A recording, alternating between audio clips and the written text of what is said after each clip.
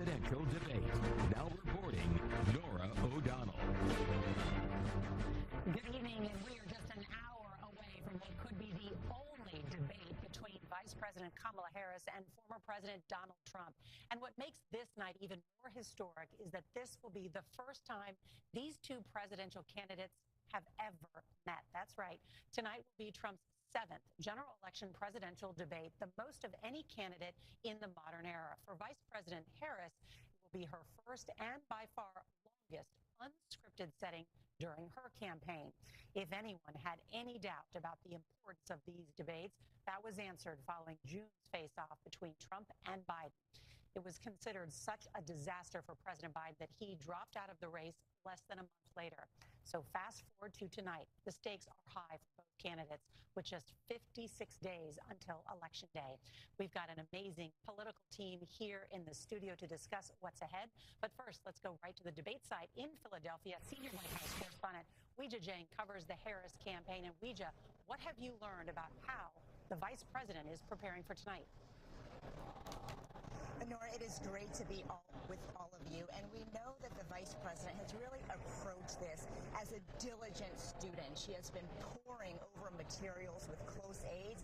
That includes studying the previous 6 presidential debates of former President Trump's and consulting with Hillary Clinton, who, of course, was on the other end of 3 of those debates. And she's been practicing with a stand-in for Trump, who was a Clinton aide who was even dressing the part. And before she arrived here in Philadelphia last night, she was holed up in a Pittsburgh hotel doing these extended mock debate sessions, and her team even built a stage with bright lights to replicate the environment that she would face tonight.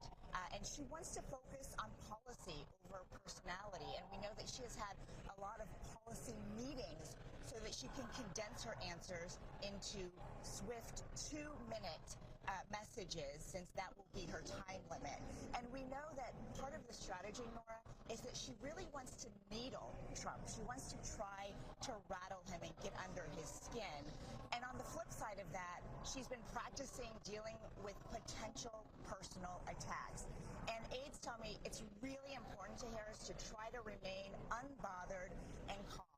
But she has another challenge tonight, too, because more than a third of voters in key battleground states, according to CBS News polling, say they still don't know what she stands for. So she'll be focused on that as well. And her team says, this is not about fact-checking Trump, but she will be prepared, Nora, tonight to call out any lies from him. Weijia Jiang in Philadelphia tonight. Weijia, thank you. CBS News chief election and campaign correspondent Robert Costa is also at the debate site. And Robert, I know you have been in touch with the Trump campaign. And so how has the former president said he prepared for tonight? Great to be with you. There haven't been these kind of prep sessions that's happening over on the Harris campaign side. Sources close to former President Trump tell me he's been playing some golf.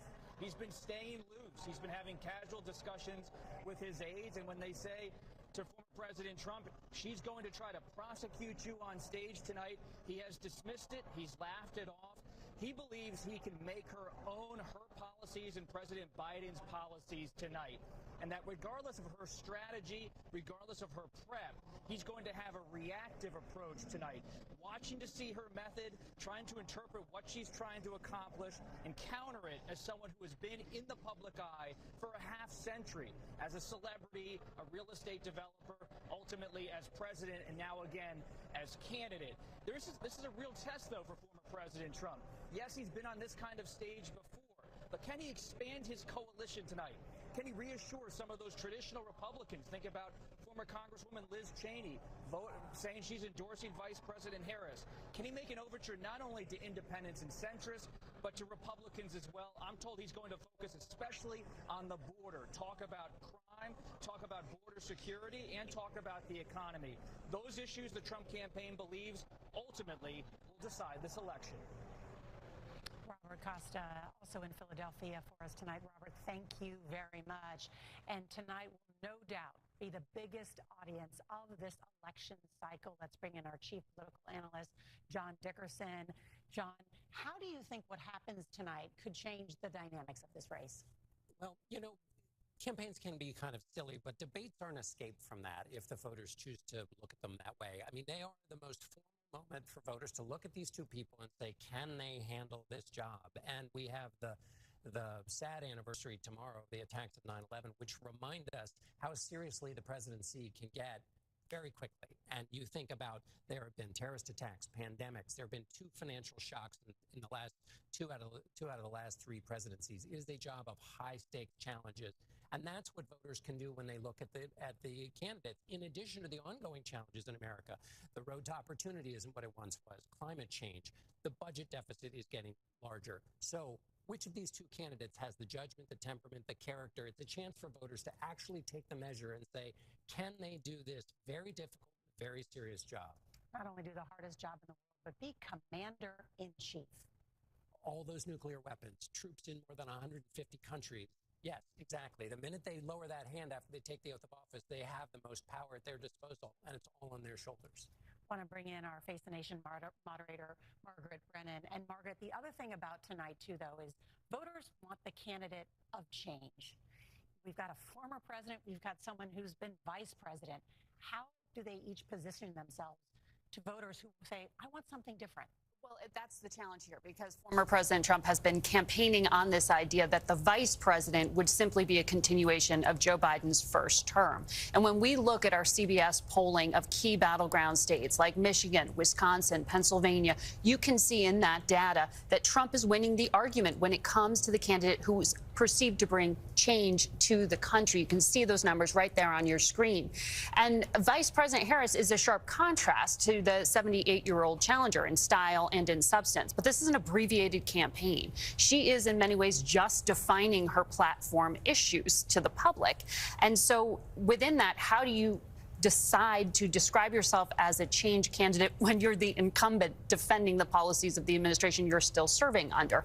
That is the challenge. Certainly, we have seen she's more comfortable talking about things like reproductive health care, far more so than Joe Biden ever was. But she's really carved out the smallest of policy differences with him so far, even on those key issues like the economy, which we see in our polling is the defining issue here. So how do both of these known entities reintroduce themselves in a way that excites people about this campaign? That's why it's so exciting to watch what is ahead. Certainly tonight. Nancy Cordes, you are our chief White House correspondent. And as we've been talking about, this recent CBS News poll shows that more than a third of voters in battleground states say they don't know what Kamala Harris stands for. In Pennsylvania, it's 40%.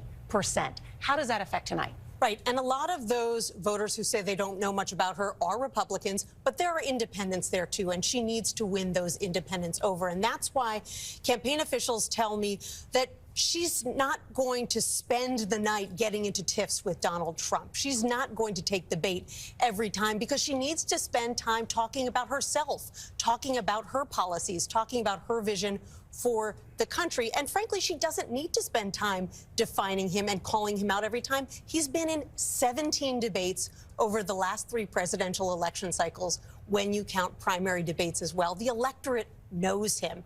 And so that doesn't mean that she's going to ignore him. It just means she's going to pick her battles tonight. And I had one aide tell me something interesting today, Nora. She said that part of proving to voters that they should trust her to take on world leaders is proving that she can take on Donald Trump first. And so that is a hurdle she needs to get over tonight. Nancy Cordes, thank you. I want to bring in our senior White House and political correspondent, Ed O'Keefe. The other dynamic tonight is this is happening in Pennsylvania, one of these 7 crucial battleground states. The biggest one of them all, 19 electoral votes up for grabs. And you've seen both candidates spend more time in Pennsylvania as candidates than any other, because they understand to win Pennsylvania makes it much easier for either of them to win. That's why, for example, one of the first things the Harris team signaled when she became the presumed nominee was that, oh, that position I took on fracking back in the day where I was opposed to it, that's no longer the case. Turns out I've learned as vice president that, in fact, you can frack and still address climate change in other ways. It's why you're seeing members of the Democratic and Republican Party saying both of these candidates tonight need to focus on bread and butter issues like the economy, how to deal with inflation, yes, to some extent, how to deal with reproductive rights. Because who do you win Pennsylvania with? You win it with women in the suburbs.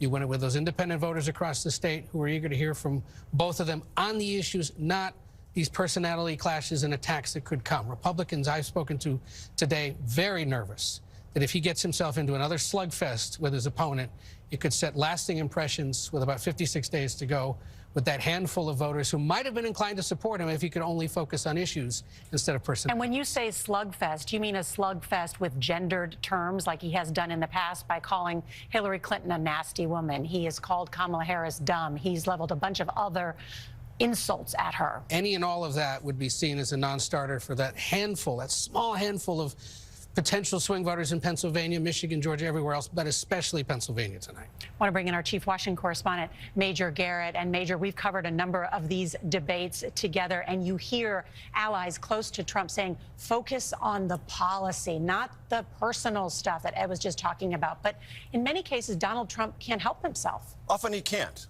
But the emphasis in the pre-debate preparation for the president to focus on the issues, stay there. That is your safest, most resilient lane. But there's something worth observing about this debate. There are three candidates on stage: Harris, Trump, and expectations.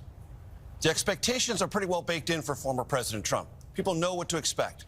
They're looking in to find out what exactly Kamala Harris will say and do. What will her mannerisms be toward former President Trump? Can she stand up to him? Will there be these gendered, subtextual jibes? This isn't 2016. The nation is in a different place. It processes gendered slights differently than it did in 2016. The Trump campaign knows that. They've counseled the former president on that. They're urging him to avoid that because they can see it as a huge trap. One other thing. As for the former president, they had a session on Sunday, described to me not as a debate prep, but a bull session. They were lobbing all the hardest questions and jibes they could think from Kamala Harris at former President Trump. He batted them casually away. They felt very good after that. They took the entire Monday off. We'll see if that was a good idea. All right, so that's interesting, Major Garrett. Thank you. Let's bring in CBS News contributor Ed Gordon. Ed, you had one of those last interviews with President Biden before he dropped out of the race. What are you looking for tonight? Well, that's the interesting thing. She's got to figure out how to stay true to Joe Biden, keep her part of the administration with the idea of charting her own course now. That's going to be difficult in some areas, i.e. the economy, let's suggest. She also has to understand that she's only playing to a very small sliver of voters tonight. Most people have decided she is not looking for someone who is going to either vote for her or Donald Trump. She's trying to move people who have suggested, give me a reason to vote for you. And that's really what it's about today for her. And what about her background and her experience? A lot of people have talked about this is the prosecutor versus the convicted felon. She was, of course, in the debate club at Howard University. What about her background? Again, a fine line she's got to walk. A lot of people have suggested because Trump's been on this particular stage 7 times, they're acting as if she is a true novice. I think we saw what she can do and handle during the DNC.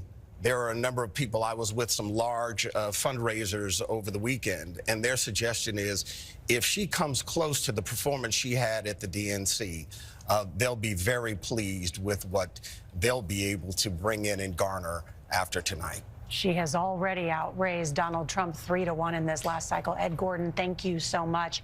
We also want to talk about the rules tonight, because that is part of the dynamic. The presidential debate is hosted by ABC and the network, and both of the candidates agreed to these following rules. The debate will run 90 minutes with 2 breaks.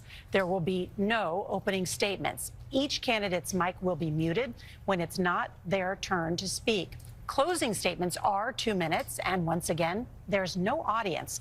Now, there was a virtual coin flip that took place earlier this month. Trump's campaign won, and the toss there, since he won, well, he chose to have the final closing statement. The Harris campaign chose to stand the vice president at the right lectern. The other interesting thing that was talked about, you may have heard, was this controversy over the microphones. Nancy Cordes, explain what was that about? Why was this such a big deal? Right. It seems like such a trivial element, right? The problem for Kamala Harris is that back when this was the Biden campaign, Biden's aides chose to strike a deal with the Trump campaign that whoever was not speaking in the debates would have their microphone turned off. And that's because in 2020 it got out of control. It was a slugfest. Yeah. They were talking over each other. Joe Biden, a little bit hard of hearing, so if he's being talked over, he's not necessarily going to hear what Trump is saying or what the moderators are saying. And so that was the agreement. Now Harris is the nominee, and she'd love to have the mic up the whole time. First of all, because the campaign thinks that one of her strongest moments in her vice presidential debate in 2020 was when she was there with Mike Pence, and he was talking over her, and she said, "Excuse me, I'm speaking." And it's a quick way to show dominance. But if you can't hear him because he's speaking out of turn, then what's the point? And so Trump said he was for it. Harris said she was for having the mics turned up. But Trump campaign officials were not for it. They knew exactly the trap that they were walking into, so they wouldn't budge. And so the rules have not changed. The microphones will be down for whoever is not speaking. I mean, how do you think it changes things? Because we are in a period now, John, where, and CBS has an upcoming debate, the vice presidential debate. The moderators are there to moderate the conversation, not to fact check the candidates. It's the onus of each of the candidates to fact check one another. When the mics are dead, how do you quickly fact check someone? Well, can I just answer another question first, Nora, which is no. I will sit here and mute. No, we're talking about, and this also Major touched on this, the things that Donald Trump's campaign is having to get him to do to restrain himself for a brief 90-minute period of time so that he can behave like an adult. That's extraordinary. We will see evidence of temperament in the 90 minutes, but that is an evidence of temperament as well, which is that he is the kind of person that requires mics to be cut off, thoroughgoing instructions not to stray down multiple garden paths. That tells us something about the presidency. You need a calm temperament for that job. So we've learned something before the debate has even taken place. But back to your point, and it's a very important one, Nora, in the age of multiple falsehoods and misinformation, it is the candidate's job to fact check, but it's also our job when we're not moderating. You will be, so you won't for the vice presidential, but it's all of our jobs to fact check. And it's the American people's job to say, wait a minute, I'm going to decide that a person who tells too many lies is not fit for a job where honesty is crucial, because you might have a pandemic. And when the pandemic comes, what they say will inform my choices and may, in fact, affect my life. So, you know, maybe I'm going to value that a little bit more highly. It will be part of the dynamic, certainly, tonight, these guardrails that are in place because the microphones will not be turned on when the other person is speaking. It's an excellent point. All right, ahead, the path to the White House, how each campaign could get to the magic number of 270 electoral votes.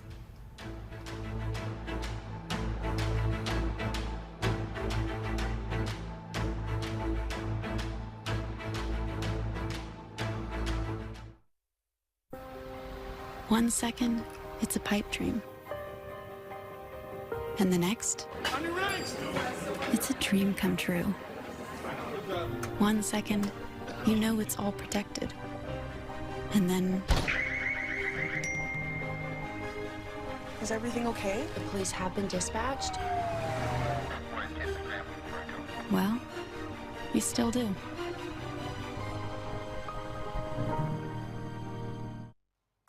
Always dry scoop before you run. Listen to me. A hot dog diet got me shredded. It's time we listen to science. One-A-Day is formulated with key nutrients to support whole body health. One-A-Day, science that matters. Oh, look at that jet stream. Weather. Oh, boy. Yep, they're calling it an atmospheric river. It is coming down. Oh, flood warning in Louisiana. Are they obsessed? Oh, yeah. The stuff they do on the green screen, unbelievable. They said 10% chance of rain. Seems more like 40% to me. Nope. It has nothing to do with the dew point. Progressive can't save you from becoming your parents, but we can save you money when you bundle home and auto with us. What are those, cumulus clouds? Kamala Harris was given one important job as vice president: monitor and control our southern border. How did she do? Did she take the job seriously? Did she do all she could to protect American citizens from an invasion? Did she do anything at all? You haven't been to the border. And I haven't been to Europe. And I don't understand the point that you're making. Here's her grim scorecard: murders, rapes, attacks on children, a 12-year-old girl in Texas, a mother of 5 in Maryland, a nursing student in Georgia, all savagely murdered by those Biden and Harris led into our country unlawfully. We have a secure border. Kamala Harris was and is a complete failure at her job. Now, she's asking us for a promotion? Who in their right mind would give it to her? Restoration PAC is responsible for the content of this advertising. I won't let my moderate to severe plaque psoriasis symptoms define me. Emerge as you. With Tremfya, most people saw 90% clearer skin at 4 months, and the majority stayed clearer at 5 years. Serious allergic reactions may occur. Tremfya may increase your risk of infections and lower your ability to fight them. Tell your doctor if you have an infection or symptoms, or if you had a vaccine or plan to. Emerge as you. Emerge Tremfyant. Ask your doctor about Tremfya. Zyrtec allergy relief works fast and lasts a full 24 hours, so Dave can be the deliverer of dance. Okay, Dave. Let's be more than our allergies. Seize the day with Zyrtec. WeatherTech products are designed and manufactured in America using only American raw materials. Most competitors make things 7,000 miles away and then wonder why they don't fit. With WeatherTech in your vehicle, you may hear angels singing as you marvel. How do they do it? Simple. American technology and American workers deliver quality, not imported junk for a few bucks less. Get the world's best floor liners and support America. Find your fit at WT.com. We're going to continue to move until we get the total ban on the total initiative relative to what we're going to do with more Border Patrol and more asylum officers. President Trump? I really don't know what he said at the end of that sentence. I don't think he knows what he said either. Well, that was the fateful debate 75 days ago that changed the course of this presidential campaign. Since then, polling has shown a razor-tight race. For a closer look at the key battleground states and to show us potential paths to victory, our Elections and Surveys Executive Director, Anthony Salvanto, joins us. All right, Anthony, I love this part of the night when we learn all the different ways that each candidate could win. Indeed. Good to talk to you, Nora. This is the fun part. I'm going to show you just how close this is and what it means. When we look at the fact that, remember, the presidential election is decided in the states, and we think it will come down to just 7 of those states. The closest ones, they're the battlegrounds. Now, across the Sun Belt, there are a few. We're going to see Nevada and Arizona, and then Georgia and North Carolina, all fast-growing, diverse states. And then in the upper Midwest, we've got Michigan, Wisconsin, and where the debate's being held in Pennsylvania. Now, you want to see just how tight these are? I'll show you some of our latest polls. In Pennsylvania, dead even. It's 50-50. And then in Michigan, it's a 1-point difference. That's within the margin of error. Similar story in Wisconsin. It's a 2-point difference. Again, in the margin of error. Those are examples of what we mean by razor tight. So how does this play out then on election night? Well, we're going to take a look at what we call the paths to victory for each of the candidates. So I'm going to bring up that map. And the states you're going to see in red, we think they're going to go Republican. The ones in blue, we think they're going to go Democratic. And those battleground states I talked about, those are in gray. So we can play a little hypothetical game here. Let's start with Pennsylvania. And let's say, OK, Democrats won it last time. Let's suppose Harris can hold it this time. I'm going to put that in her column right there and light it up in blue. Now, if that happens, and that's an if she were to then also hold the states that Biden held in the upper Midwest, I'm going to put Michigan in her column, and then I'm going to put Wisconsin in there, and that, all else equal, would get Harris to the 270 that she would need. Okay, there's another path for her, and that could be through those Sun Belt states. She could, if she flips North Carolina after the Democrats lost it last time, if she keeps Georgia in the Democratic column, which Joe Biden narrowly won, and then goes out west and holds on to Arizona and also holds on to Nevada, that also gets her over 275. Now, for Trump, and this shows you also just how pivotal Pennsylvania can be, here's a hypothetical for him. He wins Pennsylvania, let's suppose, like he did in 2016, and then he could hold North Carolina, like he did last time, and if he were to flip Georgia back into his column, that gets Trump to 270. So those are just some of the scenarios that could play out. But the big story is, in a race this close, every vote, every state starts to matter, Nora. Anthony Salvanto, thank you so much. And of course, those battleground states, those 7 states could not play a more important role. So let's turn now to Major Garrett. He's got to look at where the campaigns have focused their time. Hi there, Major. Hi, Nora. Anthony loves maps and numbers. I love maps and numbers. This map, though, no numbers, only blobs. But I love blobs, okay, folks? I love the blobs, too. All right, very simply, travel during this 2024 campaign in blue, that's where the Democratic ticket has gone. Red, that's where the Republican has gone. The gray blob, I told you I love the blobs, both. Guess what, folks? All the blobs are in the battleground states. Hello, that's exactly right. Look at the blobbiest state of all. No disrespect, Pennsylvania. God love you, the Commonwealth, more blobs than anyone else. Republicans and Democrats are going to and have been descending on Pennsylvania. Same thing with Michigan, Wisconsin. Interestingly, North Carolina. Nora, 75 days ago, after that first debate, the Trump campaign thought North Carolina was done and dusted, over. Not anymore. They're spending a lot of time there, and of course, Nevada and Arizona. These blobs are not just representative of the thing that candidates value most, their time and their rallies and their exposure. They're also indicative of campaign ad spending, digital and television and radio. They're also indicative of offices for the campaigns, volunteers, door knocking, all the fundamentals in campaigns. So wherever you see blobs, that's where the campaigns are most active. And a word of warning. If you're an undecided voter in any of these blob states, to use a football term, have your head on a swivel. You are likely to be tackled walking into the grocery store by one of these 2 campaigns.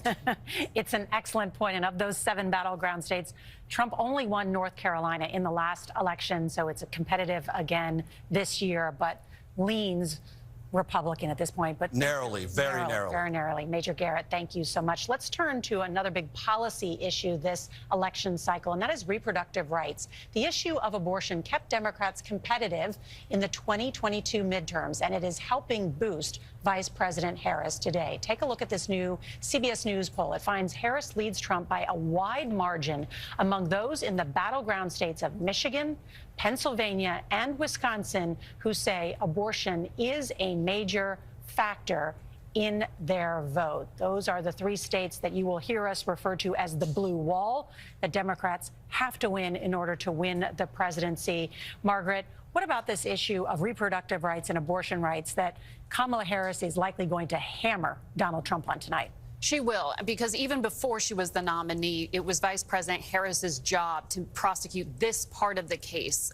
The abortion issue is something Joe Biden said he personally felt uncomfortable discussing. So she was the one on the college campuses out there talking and trying to rally support for people concerned about access to all sorts of reproductive health care. We know that in 9 to 10 states, depending how you calculate this, abortion initiatives will be on the ballot themselves. So that may lead to turnout. And that could actually help in states like Arizona and Nevada, where you will see it. There are places like New York where Democrats are talking about other initiatives also being related to abortion and hoping it boosts turnout. That's the cynical political take.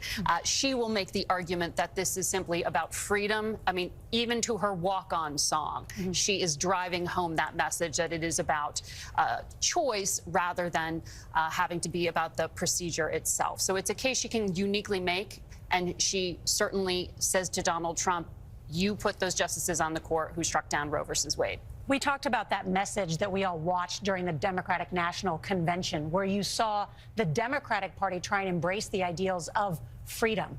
freedom to make your own reproductive choice.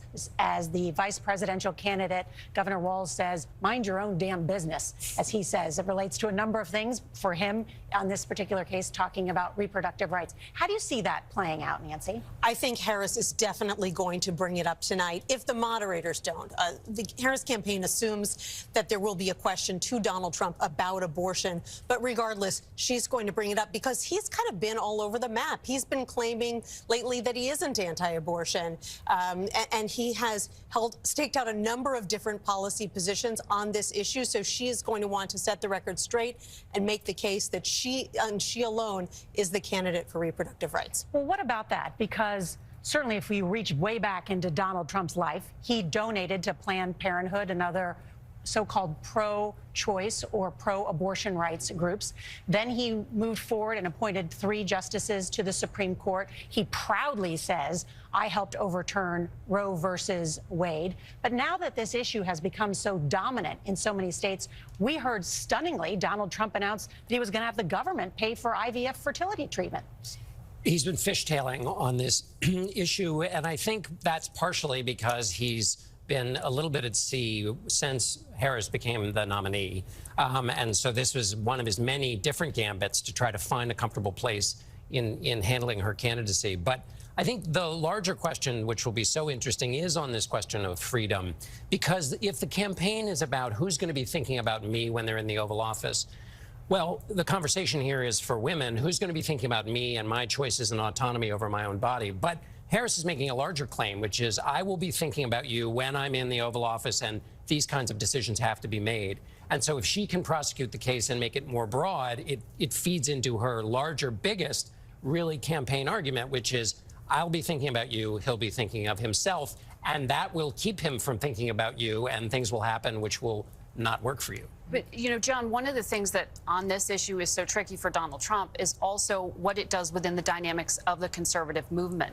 Mike Pence, his former vice president, came out against him and his candidacy specifically on the issue of abortion and saying he wasn't pro-life enough. That and fiscal conservatism, he said, were where he drew the line, not January 6th, which was an interesting position to stake out. But it underscores that there is a part of the conservative movement, particularly evangelical Christians, who aren't comfortable with the fishtailing you talked about, nor the fact that in the Republican National Committee agenda that was set this year, abortion was largely removed. There was, I think, one reference to it, Nora. Yeah.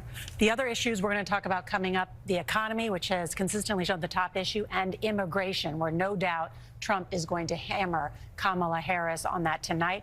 Up next, we'll also take you to a key county in the battleground state of Pennsylvania to find out what voters want to hear from these presidential candidates tonight.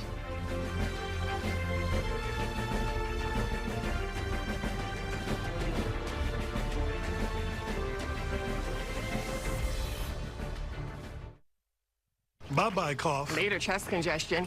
Hello, 12 hours of relief. 12 hours? Not coughing? Hashtag still not coughing? Mucin XDN gives you 12 hours of relief from chest congestion and any type of cough, day or night. Mucin XDN. It's comeback season. These C-Bond denture adhesive seals hold all day and make your gums feel happy. With gradual release technology for strong all-day hold and a cushiony soft seal for full gum protection and comfort. Strong all-day hold makes your gums happy. C-Bond. Life, diabetes, there's no slowing down. Each day is a unique blend of people to see and things to do. That's why you choose Glucerna to help manage blood sugar response. Uniquely designed with Carb Steady. Glucerna, bring on the day. Here we go. Consumer Cellular uses the same towers as Big Wireless, but then passes the savings on to you. Save your money for something else. Speaking of, I ordered us some Thai food. For unlimited talk and text with reliable coverage starting at just $20, call Consumer Cellular. If you have wet AMD, you never want to lose sight of the things you love. Some things should stand the test of time. Long-lasting Eylea HD could significantly improve your vision. More people on Eylea HD had no fluid in the retina compared to those on Eylea at 4 months. EYLEA HD is the only wet AMD therapy that helped 8 out of 10 people go up to 4 months between injections after 3 initial monthly treatments. If you have an eye infection, eye pain or redness, or allergies to EYLEA HD, don't use. Eye injections like EYLEA HD may cause eye infection, separation of the retina, or rare but severe swelling of blood vessels in the eye. An increase in eye pressure has been seen. There is an uncommon risk of heart attack or stroke associated with blood clots. The most common side effects were blurred vision, cataract, corneal injury, and eye floaters. And there's still so much to see. If you are on EYLEA or a similar type of treatment, ask your retina specialist about EYLEA HD today for the potential for fewer injections. It's time for the CBS News Original 60 Minutes News Sunday. Jail Ministry of Belton impacts the lives of the incarcerated, law enforcement, and their families by offering faith-based support for the Bell County justice system. Support their efforts by registering and attending the 2024 Jail Ministry Banquet, scheduled for Thursday, October 10th, 6 p.m. at Cadence Bank Center in Belton. The event will feature guest speaker Byron Johnson, a leading authority on faith and the criminal justice system. Register now at jailmin.org. This right here is confidence in a bottle. It makes me feel so much more confident than I've ever felt. They are some of the hottest videos on social media. Those videos claiming to instantly get rid of bags under your eyes. Annette Figueroa is here to tell us why she says this one is for real. This one is for real, and I'm so excited. We even have a video, and all he uses is a small amount on a clean, dry face. And what it does is it tightens and lifts the appearance of bags underneath your eyes. And I did this to my father. We were at home, so we applied it to his under eye bags, and let me tell you, we were so excited. In under 10 minutes, they visibly disappeared from view, and now it is literally part of both of our daily routines. And not only does it work on the bags, it works on the appearance of crow's feet, fine lines, and wrinkles. At our $14.95 price, it's the best way to try Plexiderm and see it work after your first application. Your solution is at plexidermtrial.com or call the number on your screen.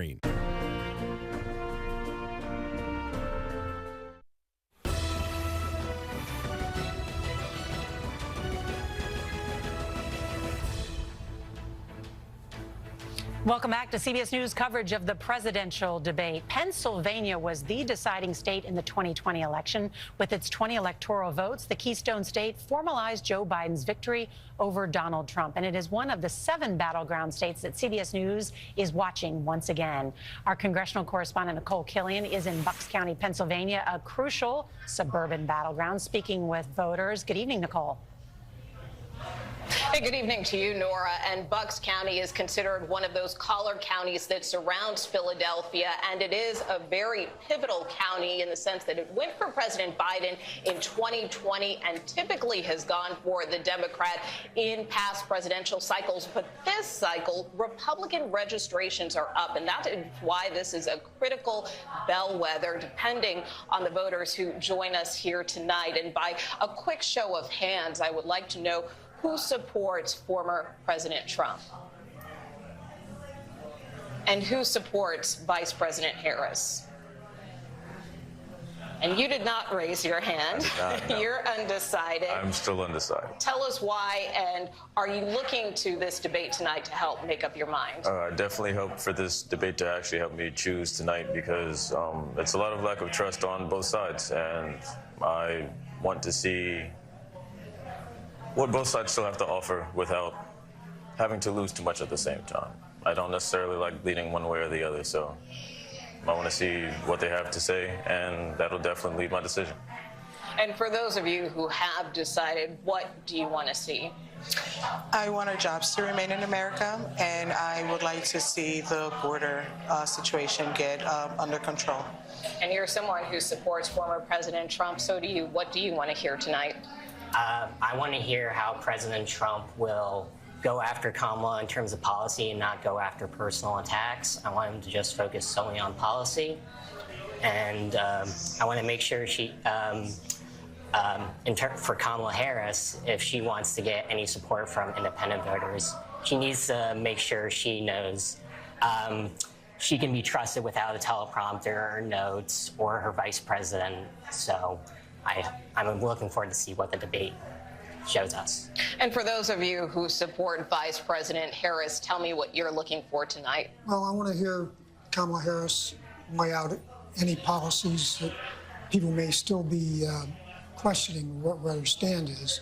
But mostly I want to see if it's possible to have a really good debate where people tell the truth, both sides tell the truth, and actually address the issues. And you're a first-time voter, so what are you looking for? I definitely agree.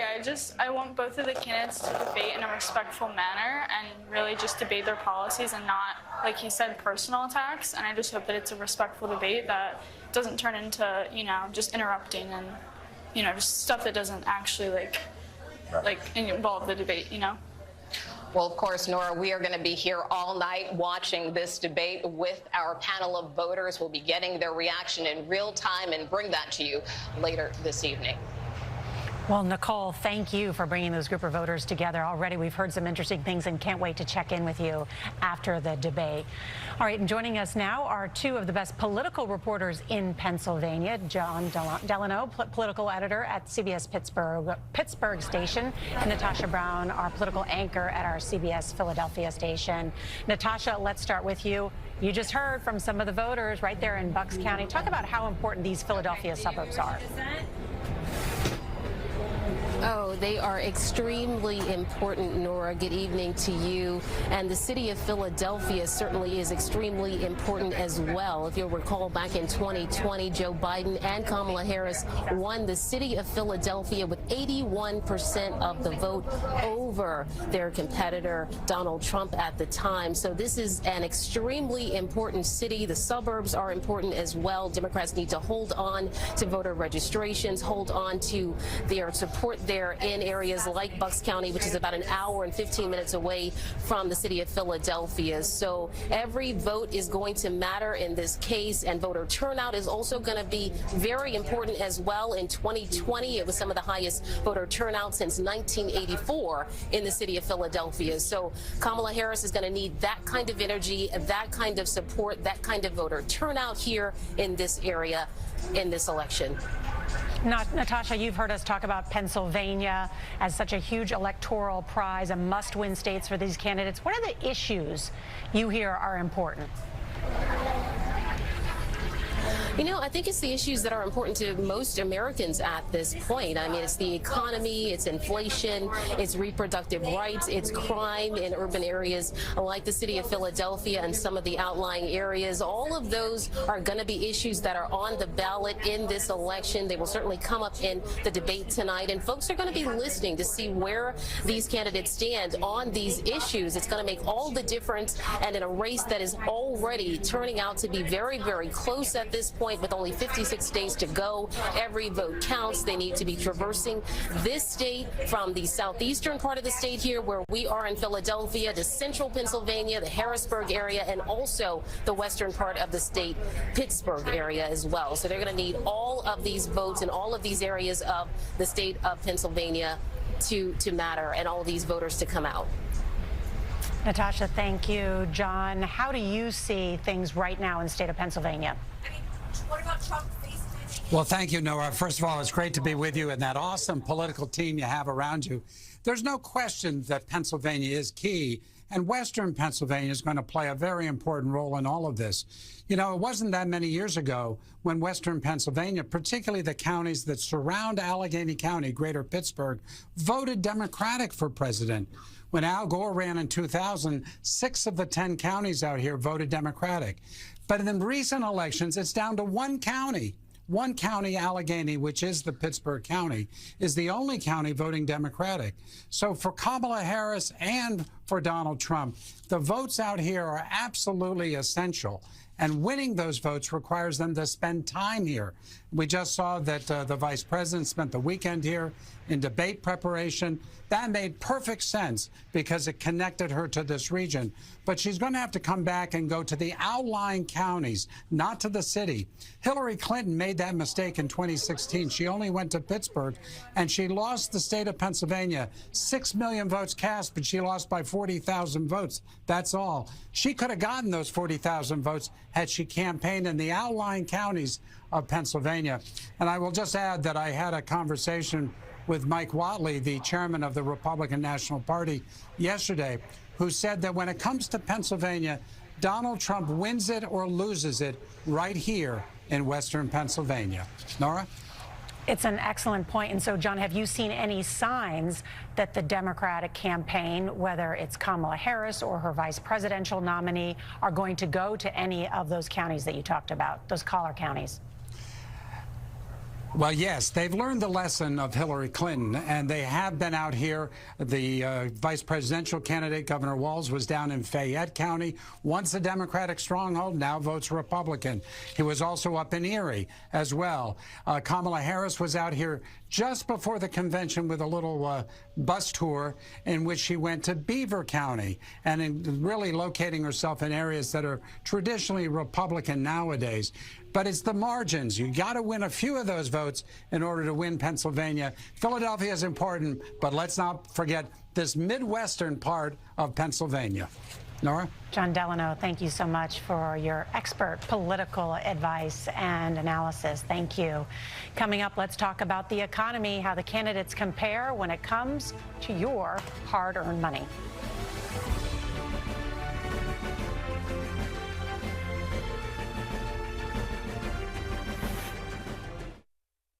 Pause for the facts. She's shopping for a used car, but she doesn't know that nearly half of them have been in an accident.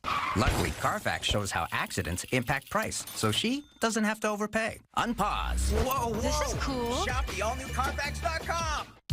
If you have generalized myasthenia gravis, picture what life could look like with Vyvgart Hytrulo, a subcutaneous injection that takes about 30 to 90 seconds. For one thing, could it mean more time for you? Vyvgart Hytrulo can improve daily abilities and reduce muscle weakness with a treatment plan that's personalized to you. Do not use Vyvgart Hytrulo if you have a serious allergy to any of its ingredients. It can cause serious allergic reactions like trouble breathing and decrease in blood pressure, leading to fainting and allergic reactions such as rashes, swelling under the skin, shortness of breath, and hives. The most common side effects are respiratory and urinary tract infections, headache, and injection site reactions. It may increase the risk of infusion-related reactions and infection. Tell your doctor if you have a history of infections or symptoms of an infection. Talk to your neurologist about Vyvgart Hytrulo for GMG and picture your life in motion. Dry skin is sensitive skin too, and it's natural. Treat it that way. Aveeno Daily Moisture with prebiotic oat is proven to moisturize dry skin all day. You'll love our formula for face too. Aveeno. Vance Walz, the CBS News Vice Presidential Debate, October 1st. Okay, so let's just start at the beginning. Well, Texas, this sees deals on a new Ford and experience unmatched power and performance like your Dallas Cowboys. Drive our family of SUVs or America's truck, made for America's team. Because when the best come together, legends are made. Hurry into your Best in Texas Ford dealer today for a great deal on a new Ford F-150. Ford, official vehicle of the Dallas Cowboys. Ford is the best in Texas. Join KWTX News 10 during the Greg May Honda Extra Point High School Football Show for the Slovaceks Extra Hot Play of the Week. Watch as we highlight 3 hot plays. Then visit KWTX.com/hot plays to vote for your favorite. Voting ends the following Monday at noon, and the winning hot play will be revealed on KWTX on Monday during the 6 and 10 p.m. newscasts. The Slovaceks Extra Hot Play of the Week is sponsored by Slovaceks in West. At Genco, getting an auto loan is quick and easy. Whether you're looking to buy a new ride or save money by refinancing an auto loan you already have, Genco members enjoy low rates and flexible terms to fit any budget. Get pre-approved today and know what you qualify for. Call us, go online, or come by a branch in your area for current options and rates. Apply online for membership today. Genco FCU. My money, my future, my credit union. Genco. Bad sleep. No, the worst. You know, there's really no excuse for bad sleep. during the extended Labor Day sale at Denver Mattress. Right now, the more you buy, the more you save. Save $100 on every $1,000 you spend. Take up to $100 off our Doctor's Choice Original lineup and up to $200 off our Doctor's Choice Hybrid lineup. Check out the Summit, just $299.99. Or get 60 months, no interest, and free shipping. Hurry, the extended Labor Day sale at Denver Mattress ends soon. You'll love chorizo and potato breakfast tacos at Rosa's Cafe.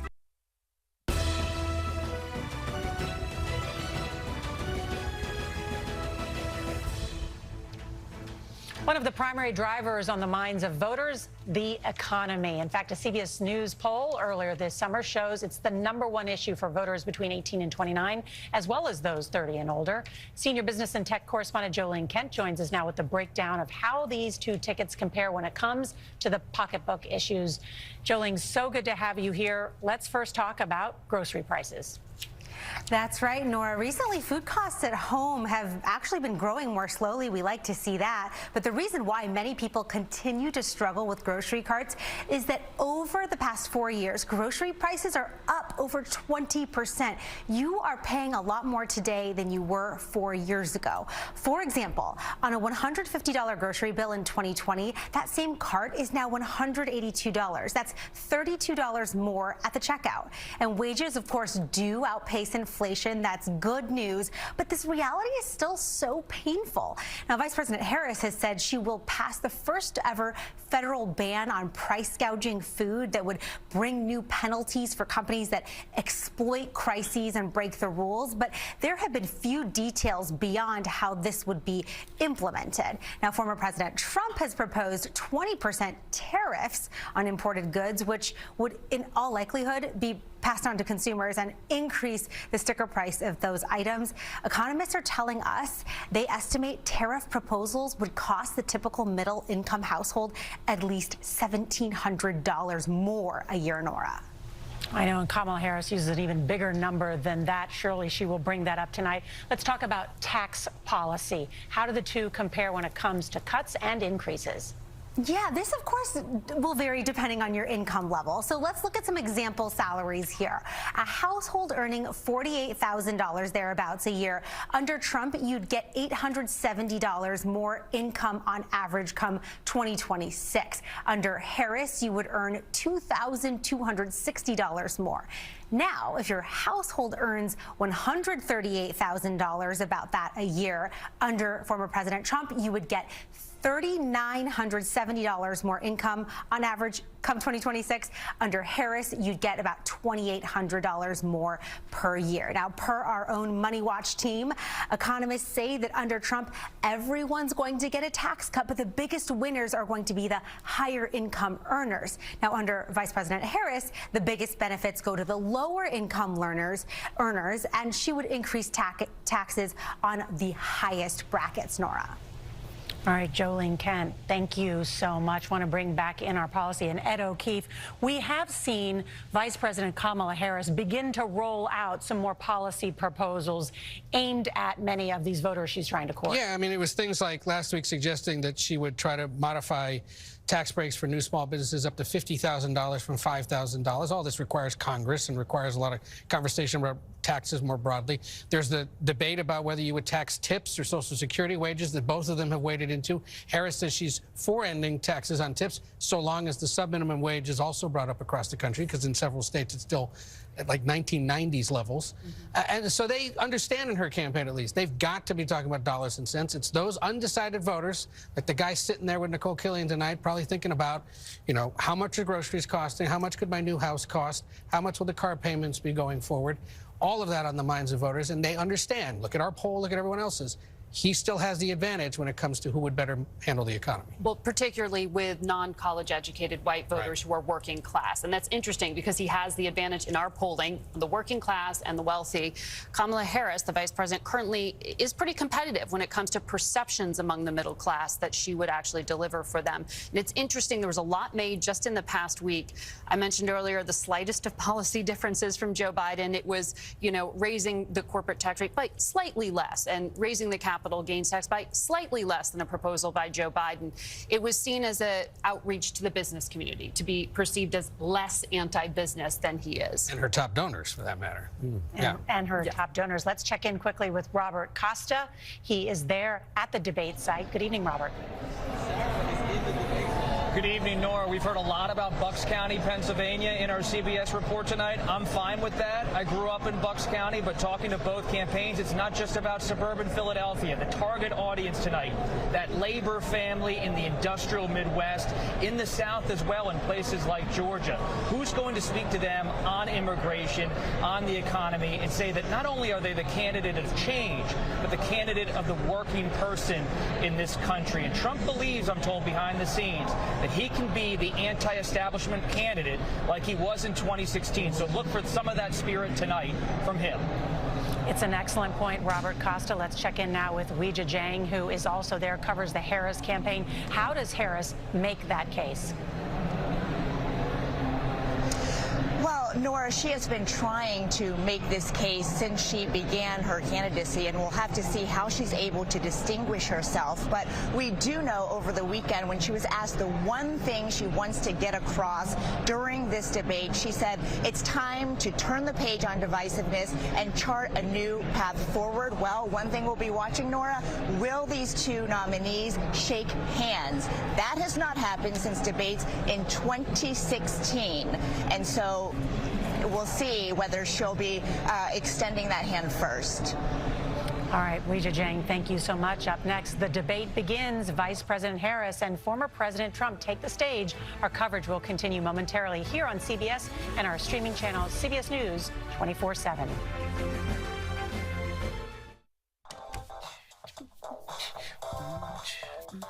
Hey, Flo. Cool leg warmers. Thanks. They're just for the bus ride to work. They're not part of the official uniform. No tunes today? No. My apartment was robbed last night. Took my cable-ready TV, VCR, portable cassette player. Yep, all the latest tech. If only Progressive had renter's insurance, like their home insurance. Then we could bundle our cars and get the same 24/7 protection. I think we just invented that. This is the best day ever. Well, I still got robbed. It's still a pretty good day. I had 20 years of experience as an HR professional, and I had reached a ceiling, so I enrolled in UMGC. I would not be the person that I am today had it not been for the partnership with UMGC. Check it out, sis. My work from anywhere. Cozy.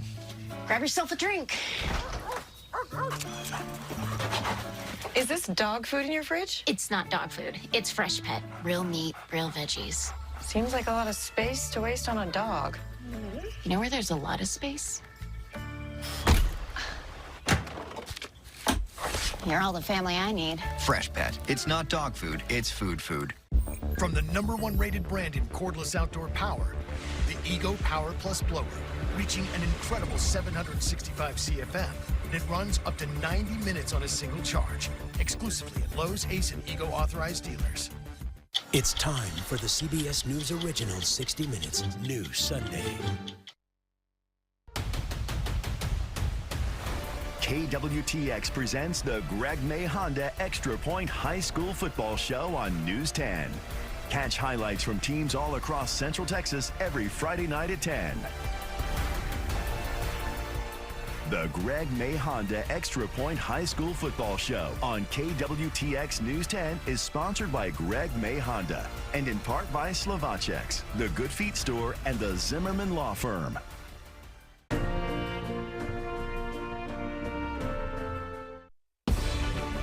Our campaign, this campaign, is a fight for the future. And we will make America great again.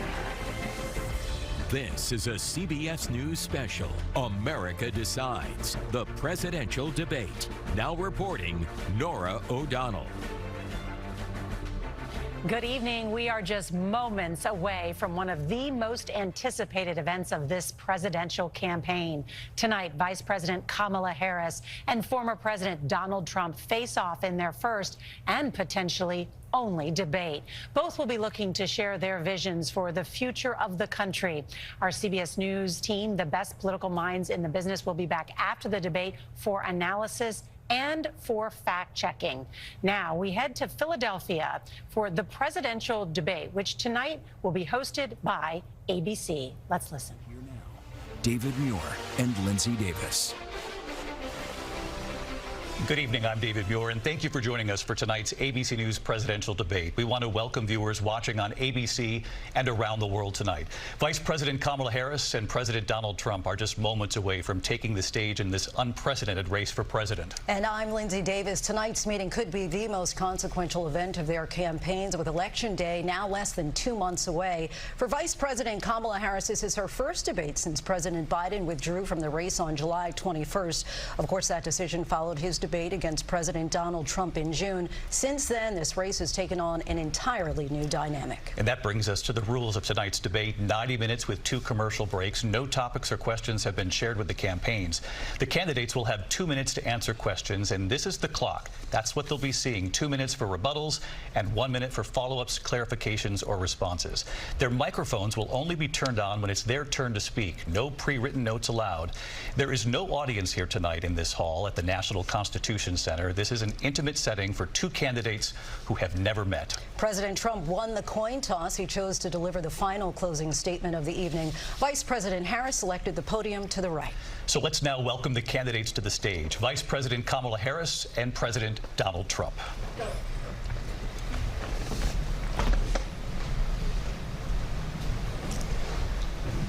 Kamala Harris. Let's have a good debate. Nice to see you. Have fun. Thank you. Welcome to you both. It's wonderful to have you. It's an honor to have you both here tonight. Good evening. We are looking forward to a spirited and thoughtful debate. So let's get started. I want to begin tonight with the issue that voters repeatedly say is their #1 issue, and that is the economy and the cost of living in this country. Vice President Harris, you and President Trump were elected 4 years ago, and your opponent on the stage here tonight often asks his supporters, are you better off than you were 4 years ago? When it comes to the economy, do you believe Americans are better off than they were 4 years ago? So I was raised as a middle-class kid, and I am actually the only person on this stage who has a plan that is about lifting up the middle class and working people of America. I believe in the ambition, the aspirations, the dreams of the American people. And that is why I imagine and have actually a plan to build what I call an opportunity economy. Because here's the thing. We know that we have a shortage of homes and housing, and the cost of housing is too expensive for far too many people. We know that young families need support to raise their children, and I intend on extending a tax cut for those families of $6,000, which is the largest child tax credit that we have given in a long time, so that those young families can afford to buy a crib, buy a car seat, buy clothes for their children. My passion, one of them, is small businesses. My mother raised my sister and me, but there was a woman who helped raise us. We call her our second mother. She was a small business owner. I love our small businesses. My plan is to give a $50,000 tax deduction to start-up small businesses, knowing they are part of the backbone of America's economy. My opponent, on the other hand, his plan is to do what he has done before, which is to provide a tax cut for billionaires and big corporations, which will result in $5 trillion to America's deficit. My opponent has a plan that I call the Trump's sales tax, which would be a 20% tax on everyday goods that you rely on to get through the month. Economists have said that Trump sales tax would actually result for middle-class families in about $4,000 more a year, because of his policies and his ideas about what should be the backs of middle-class people paying for tax cuts for billionaires. President Trump, I'll give you 2 minutes. First of all, I have no sales tax. That's an incorrect statement. She knows that. We're doing tariffs on other countries. Other countries are going to finally, after 75 years, pay us back for all that we've done for the world. And the tariff will be substantial in some cases. I took in billions and billions of dollars, as you know, from China. In fact, they never took the tariff off because there was so much money they can't. It would totally destroy everything that they've set out to do. They're taking in billions of dollars from China and other places. They've left the tariffs on. When I had it, I had tariffs, and yet I had no inflation. Look, we've had a terrible economy because inflation has, which is really known as a country buster. It breaks up countries. We have inflation like very few people have ever seen before, probably the worst in our nation's history. We were at 21%, but that's being generous because many things are 50, 60, 70, and 80% higher than they were just a few years ago. This has been a disaster for people, for the middle class, but for every class. On top of that, we have millions of people pouring into our country from prisons and jails, from mental institutions and insane asylums, and they're coming in and they're taking jobs that are occupied right now by African Americans and Hispanics, and also unions. Unions are going to be affected very soon.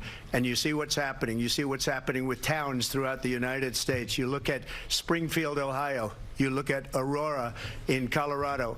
They are taking over the towns. They're taking over buildings. They're going in violently. These are the people that she and Biden led into our country, and they're destroying our country. They're dangerous. They're at the highest level of criminality, and we have to get them out. We have to get them out fast. I created one of the greatest economies in the history of our country. I'll do it again and even better. We are going to get to immigration and border security during this debate, but I would like to let Vice President Harris respond on the economy here. Well, I would love to. Let's talk about what Donald Trump left us. Donald Trump left us the worst unemployment since the Great Depression. Donald Trump left us the worst public health epidemic in a century.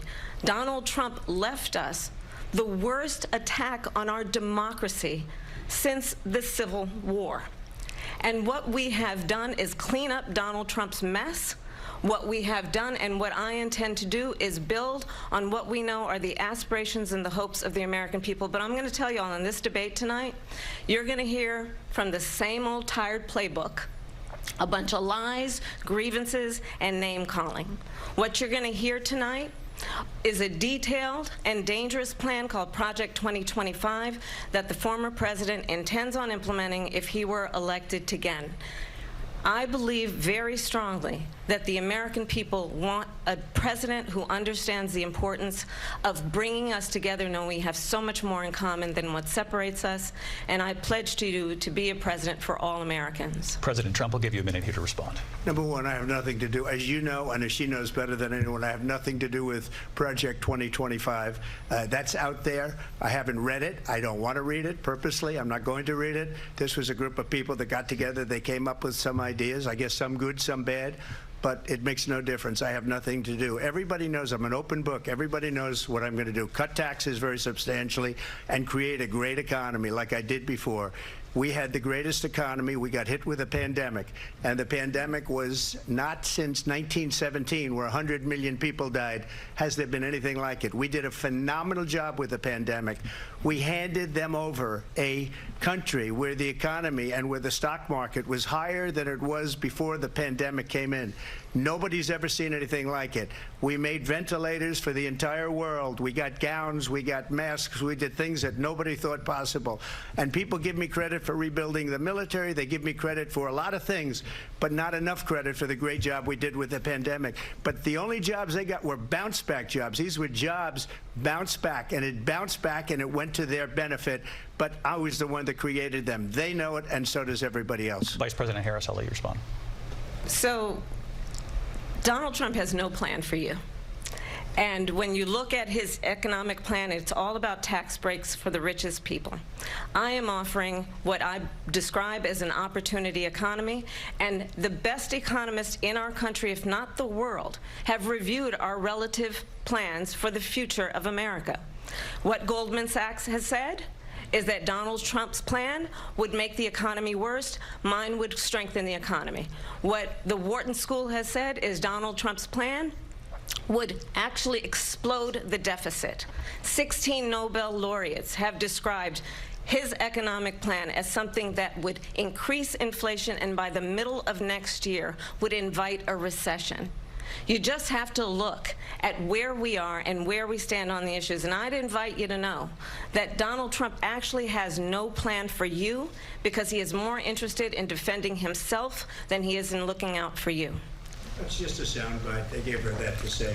Look, I went to the Wharton School of Finance, and many of those professors, the top professors, think my plan is a brilliant plan. It's a great plan. It's a plan that's going to bring up our worth, our value as a country. It's going to make people want to be able to go and work and create jobs and create a lot of good, solid money for our country. And just to finish off, she doesn't have a plan. She copied Biden's plan, and it's like 4 sentences, like run, spot, run. 4 sentences that are just, oh, we'll try and lower taxes.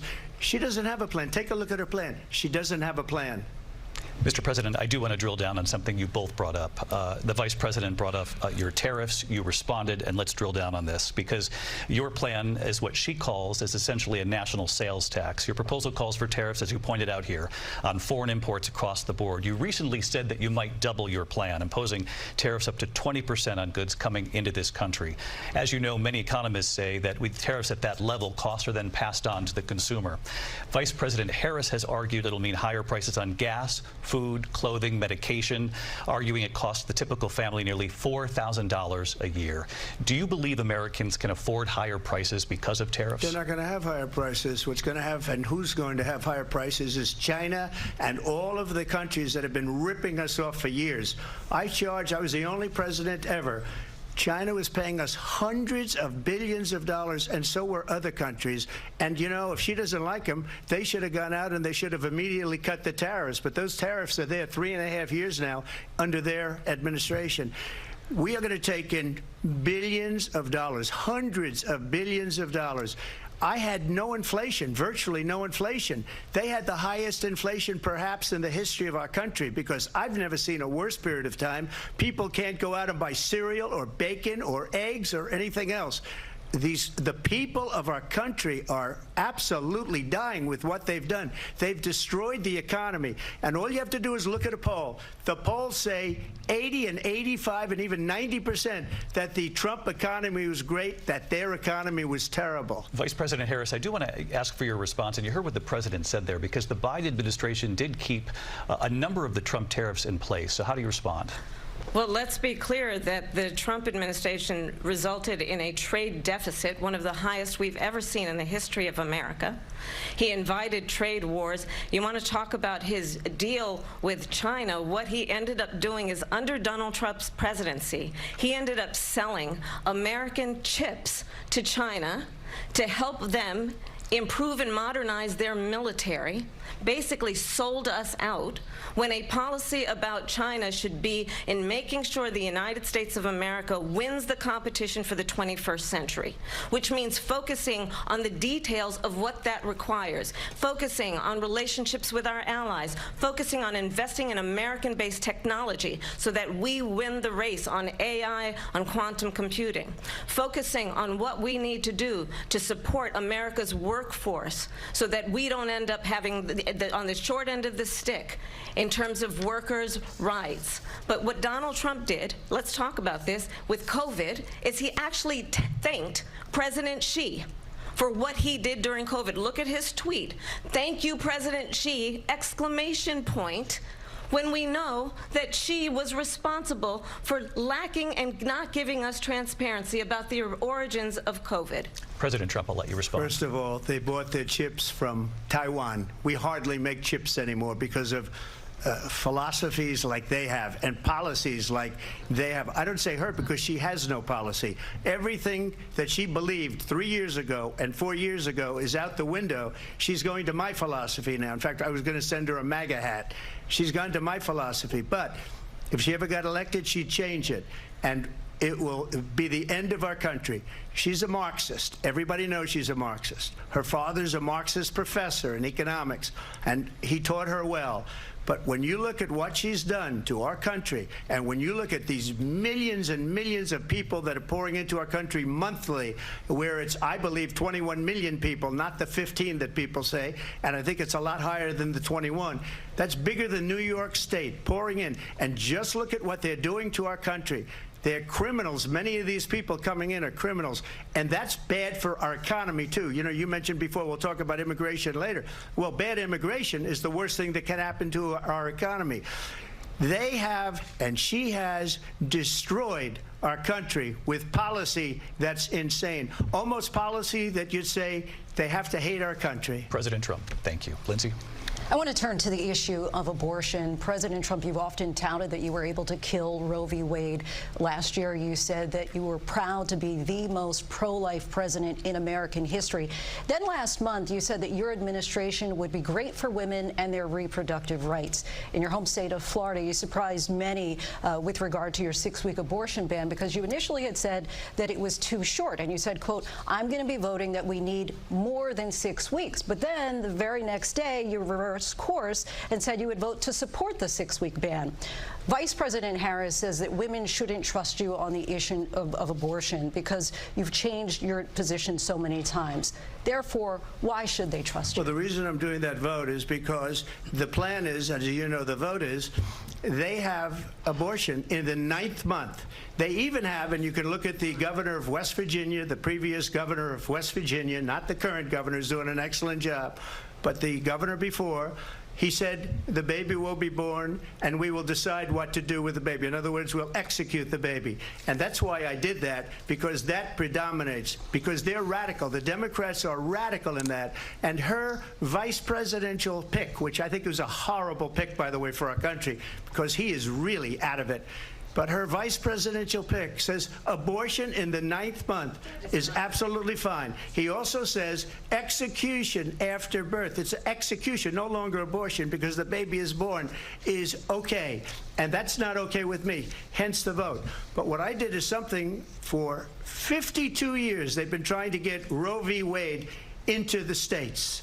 And through the genius and heart and strength of 6 Supreme Court justices, we were able to do that. Now, I believe in the exceptions for rape, incest, and life of the mother. I believe strongly in it. Ronald Reagan did also. 85% of Republicans do. Exceptions. Very important. But we were able to get it, and now states are voting on it. And for the first time, you're going to see, look, this is an issue that's torn our country apart for 52 years. Every legal scholar, every Democrat, every Republican, liberal, conservative, they all wanted this issue to be brought back to the states where the people could vote. And that's what happened. And now, Ohio, the vote was somewhat liberal. Kansas, the vote was somewhat liberal, much more liberal than people would have thought. But each individual state is voting. It's the vote of the people now. It's not tied up in the federal government. I did a great service in doing it. It took courage to do it. And the Supreme Court had great courage in doing it. And I give tremendous credit to those 6 justices. There is no state in this country where it is legal to kill a baby after it's born. Madam Vice President, I want to get your response to President Trump. Well, as I said, you're going to hear a bunch of lies, and that's not actually a surprising fact. Let's understand how we got here. Donald Trump hand-selected 3 members of the United States Supreme Court with the intention that they would undo the protections of Roe v. Wade. And they did exactly as he intended.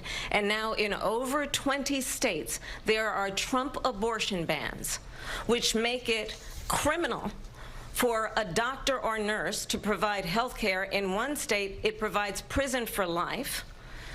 Trump abortion bans that make no exception even for rape and incest, which understand what that means. A survivor of a crime of violation to their body does not have the right to make a decision about what happens to their body next. That is immoral. And one does not have to abandon their faith or deeply held beliefs to agree. The government, and Donald Trump certainly, should not be telling a woman what to do with her body. I have talked with women around our country. You want to talk about this is what people wanted? Pregnant women who want to carry a pregnancy to term, suffering from a miscarriage, being denied care in an emergency room because the healthcare providers are afraid they might go to jail, and she's bleeding out in a car in the parking lot. She didn't want that. Her husband didn't want that. A 12 or 13-year-old survivor of incest being forced to carry a pregnancy to term. They don't want that.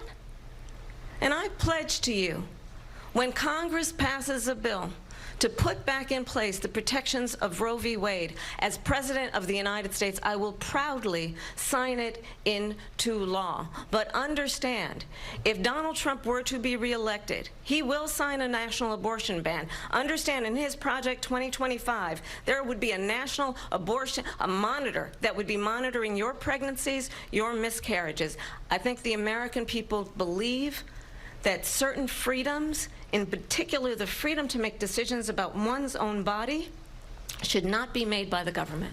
Thank you, Vice President Harris. Well, there she goes again. It's a lie. I'm not signing a ban, and there's no reason to sign a ban, because we've gotten what everybody wanted. Democrats, Republicans, and everybody else, and every legal scholar wanted it to be brought back into the states, and the states are voting. And it may take a little time, but for 52 years, this issue has torn our country apart, and they've wanted it back in the states. And I did something that nobody thought was possible. The states are now voting. What she says is an absolute lie. And as far as the abortion ban, no, I'm not in favor of abortion ban, but it doesn't matter, because this issue has now been taken over by the states. Would you veto a national abortion ban if it came to your desk? Well, I won't have to, because, again, two things. Number one, she said she'll go back to Congress. She'll never get the vote. It's impossible for her to get the vote, especially now with the 50-50, essentially 50-50 in both Senate and the House. She's not going to get the vote. She can't get the vote. She won't even come close to it. So it's just talk. You know what it reminds me of? When they said they're going to get student loans terminated, and it ended up being a total catastrophe. The student loans, and then her, I think probably her boss, if you call him a boss, he spends all his time on the beach. But look, her boss went out and said, we'll do it again. We'll do it a different way. And he went out, got rejected again by the Supreme Court. So all these students got taunted with this whole thing about this whole idea, and how unfair that would have been. Part of the reason they lost to the millions and millions of people that had to pay off their student loans. They didn't get it for free. But they were saying it's the same way that they talked about that they talk about abortion. But if I could just get a yes or no, because your running mate, J.D. Vance, has said that you would veto it if it did come to your desk. Well, I didn't discuss it with J.D. In all fairness, J.D., and I don't mind if he has a certain view, but I think he was speaking for me, but I really didn't. Look, we don't have to discuss it, because she'd never be able to get it, just like she couldn't get student loans. They couldn't get student loans. They didn't even come close to getting student loans. They taunted young people and a lot of other people that had loans. They can never get this approved. So it doesn't matter what she says about going to Congress. So wonderful. Let's go to Congress. Do it. But the fact is that for years they wanted to get it out of Congress and out of the federal government. And we did something that everybody said couldn't be done. And now you have a vote of the people on abortion. Vice President Harris, I want to give you your time to respond, but I do want to ask, would you support any restrictions on a woman's right to an abortion? I absolutely support reinstating the protections of Roe v. Wade. And as you rightly mentioned, nowhere in America is a woman carrying a pregnancy to term and asking for an abortion. That is not happening. It's insulting to the women of America. And understand what has been happening under Donald Trump's abortion bans. Couples who pray and dream of having a family are being denied IVF treatments. What is happening in our country? Working people, working women who are working 1 or 2 jobs, who can barely afford childcare as it is, have to travel to another state to get on a plane sitting next to strangers to go and get the health care she needs. Barely can afford to do it, and what you are putting her through is unconscionable. And the people of America have not, the majority of Americans believe in a woman's right to make decisions about her own body, and that is why in every state where this issue has been on the ballot, in red and blue states both, the people of America have voted for freedom. Vice President Harris, excuse me, I have to respond. Another lie. It's another lie. I have been a leader on IVF, which is fertilization. The IVF, I have been a leader. In fact, when they got a very negative decision on IVF from the Alabama courts, I saw the people of Alabama and the legislature 2 days later voted it in. I've been a leader on it. They know that, and everybody else knows it. I have been a leader on fertilization, IVF. And the other thing, they You should ask, will she allow abortion in the 8th month, 9th month, 7th month? Come on. Okay, would you do that? Why don't you ask her that question? Why don't you answer the question? Would you because veto? under Roe v. Answer Wade, the question. Would you veto? you could do abortions in the 7th month, the 8th month, the 9th That's month, not true. and probably after birth. Just look at the governor, former governor of Virginia. The governor of Virginia said, we put the baby aside and then we determine what we want to do with the baby. President Trump, thank you. We're going to turn now to immigration and border security. We know it's an issue that's important to Republicans, Democrats, voters across the board in this country.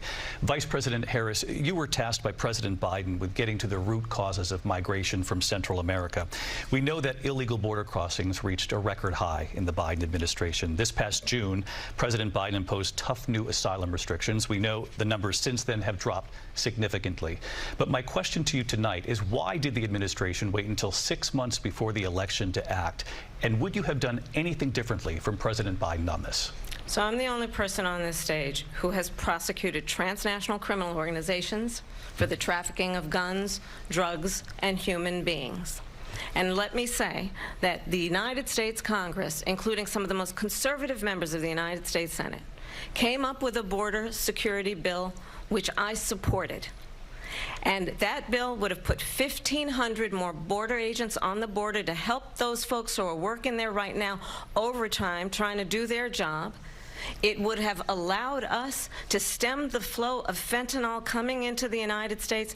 I know there are so many families watching tonight who have been personally affected by the surge of fentanyl in our country.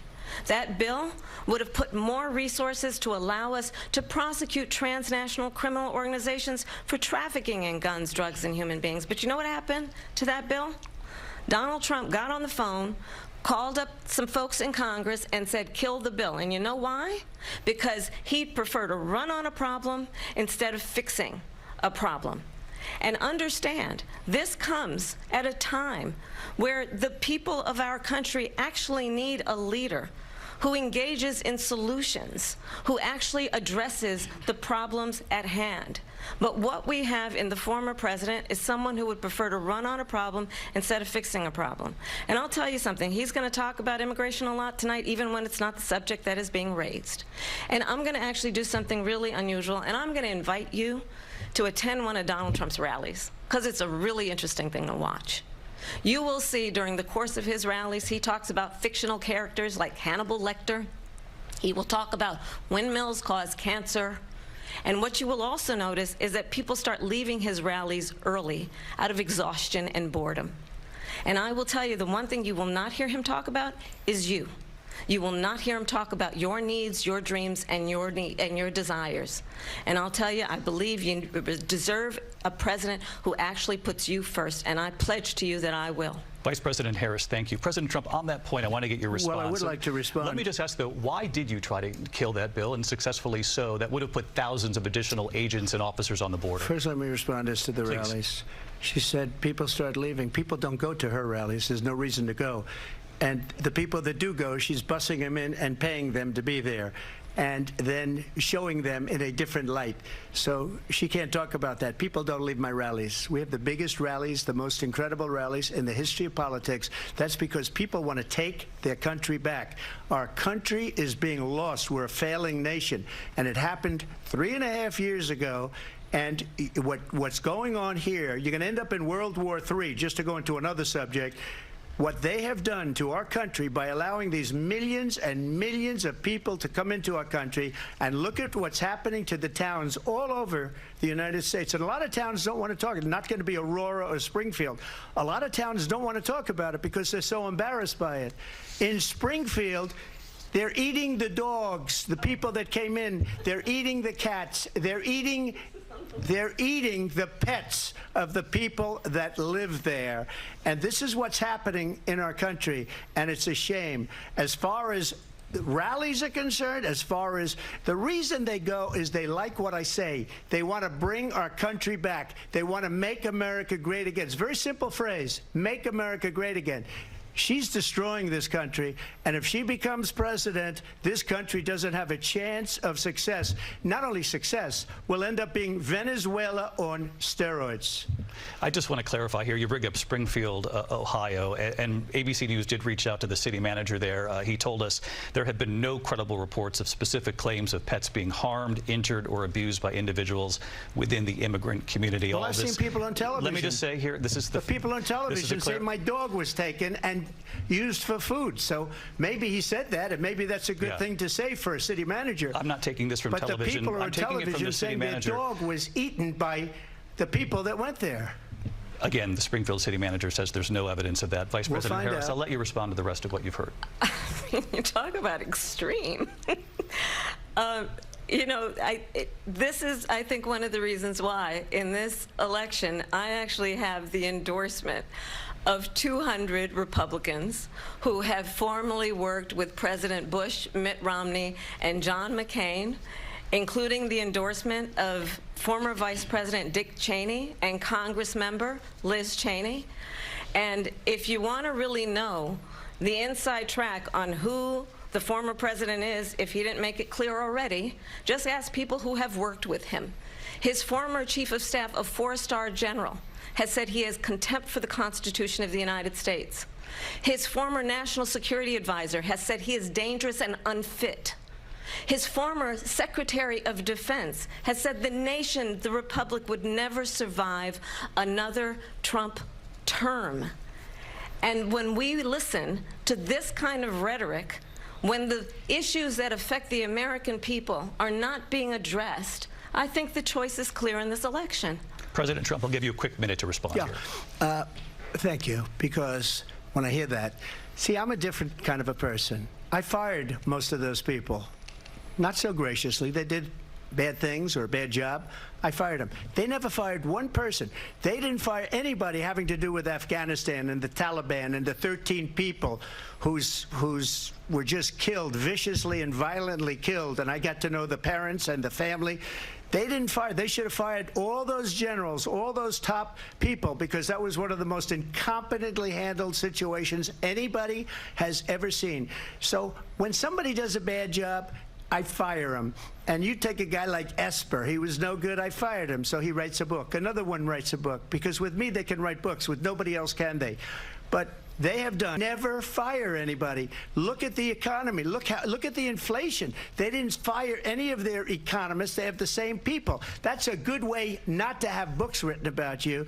But just to finish, I got more votes than any Republican in history by far. In fact, I got more votes than any president, sitting president, in history by far.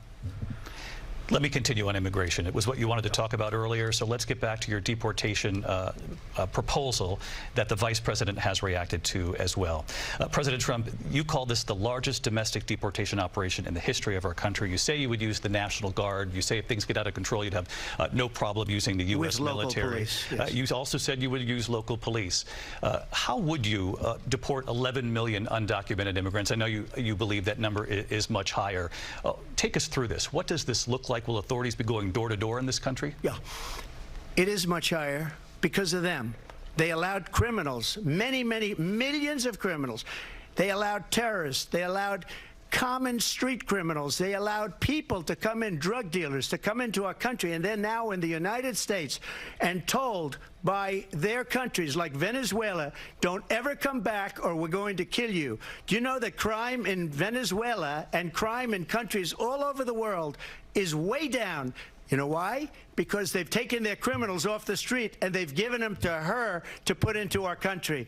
And this will be one of the greatest mistakes in history for them to allow. And I think they probably did it because they think they're going to get votes, but it's not worth it because they're destroying the fabric of our country by what they've done. There's never been anything done like this at all. They've destroyed the fabric of our country. Millions of people let in. And all over the world, crime is down. All over the world except here. Crime here is up and through the roof. Despite their fraudulent statements that they made, crime in this country is through the roof. And we have a new form of crime. It's called migrant crime. And it's happening at levels that nobody thought possible. President Trump, as you know, the FBI says overall violent crime is actually actually coming down in this country. But Vice Excuse President me, Harris, the FBI they were defrauding statements.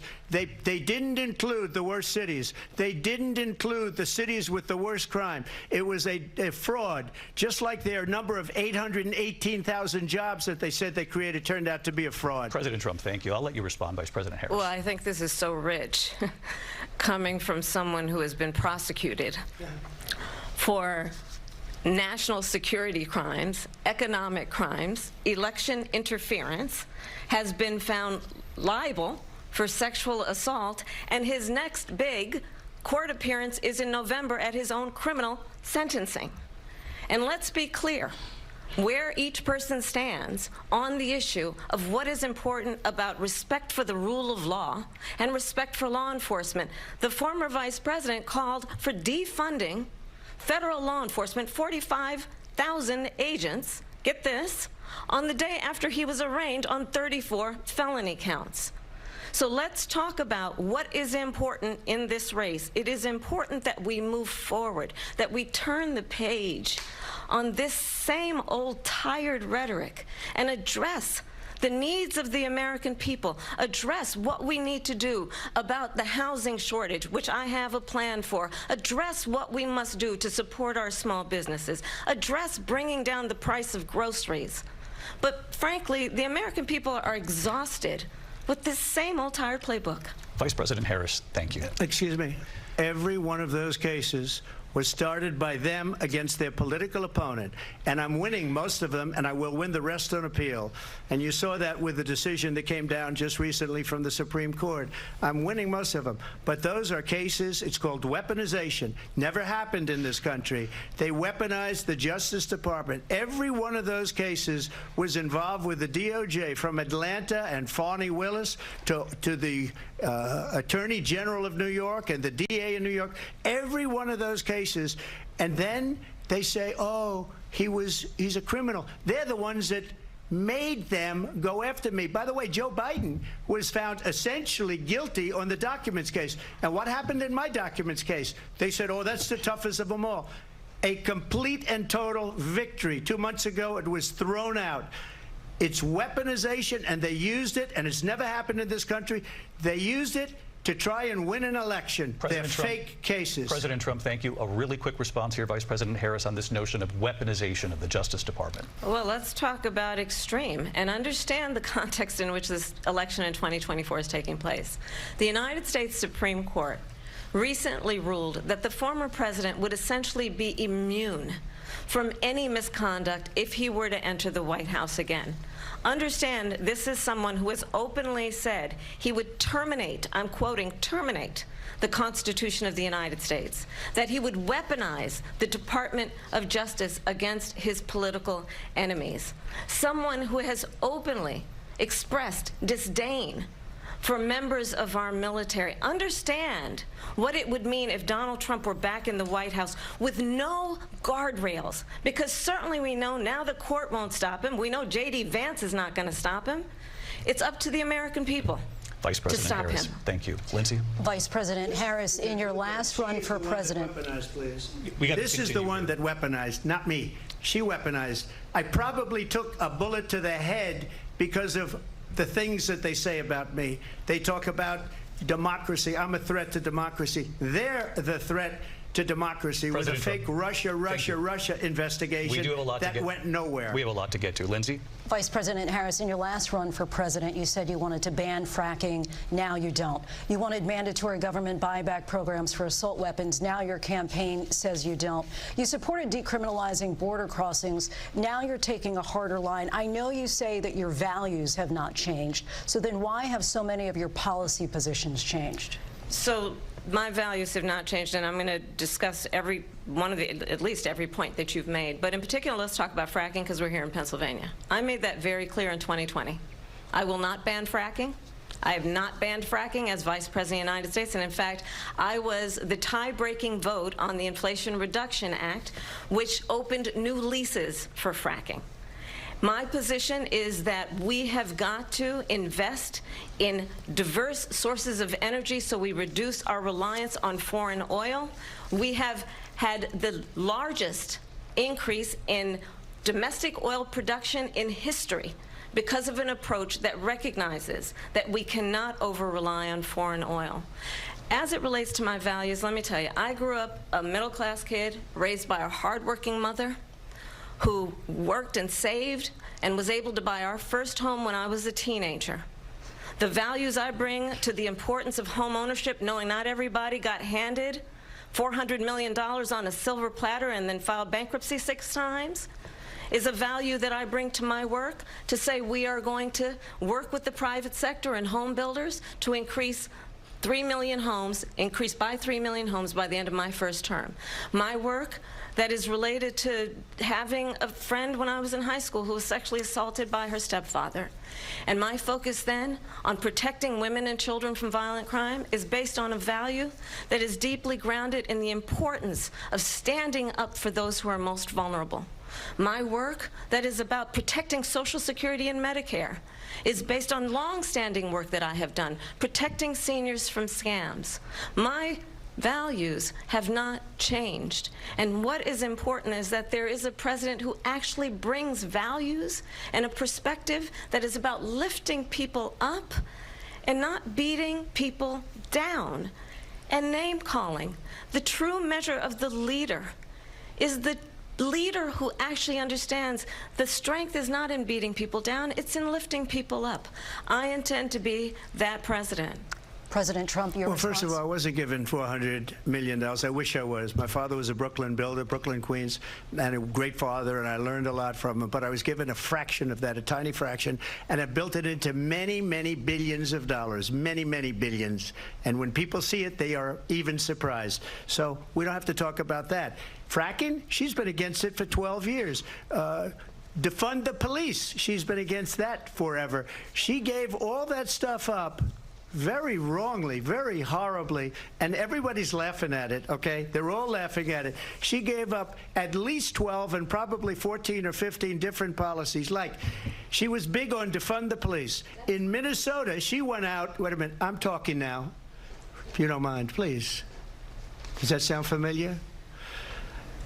Don't lie. She went out in Minnesota and wanted to let criminals that killed people, that burned down Minneapolis, she went out and raised money to get them out of jail.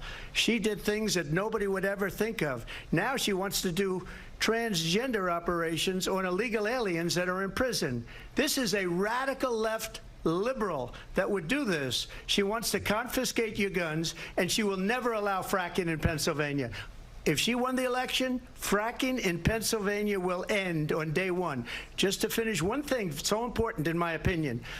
So I got the oil business going like nobody has ever done before.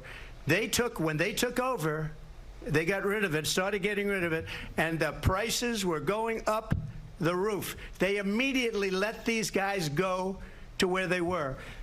I would have been 5 times, 4 times, 5 times higher, because you're talking about 3.5 years ago.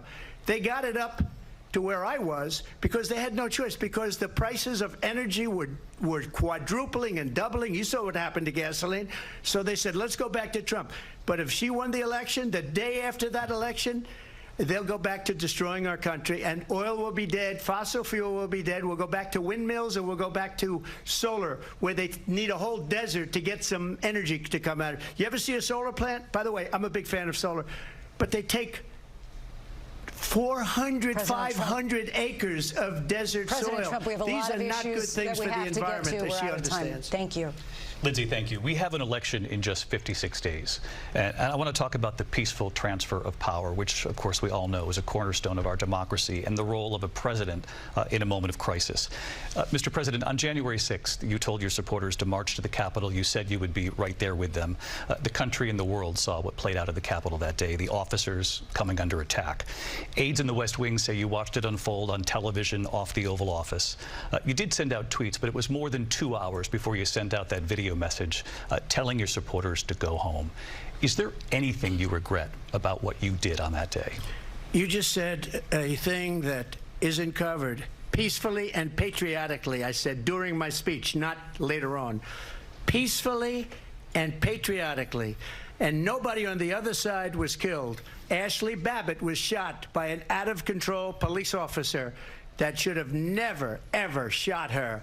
It's a disgrace. But we didn't do this group of people that have been treated so badly.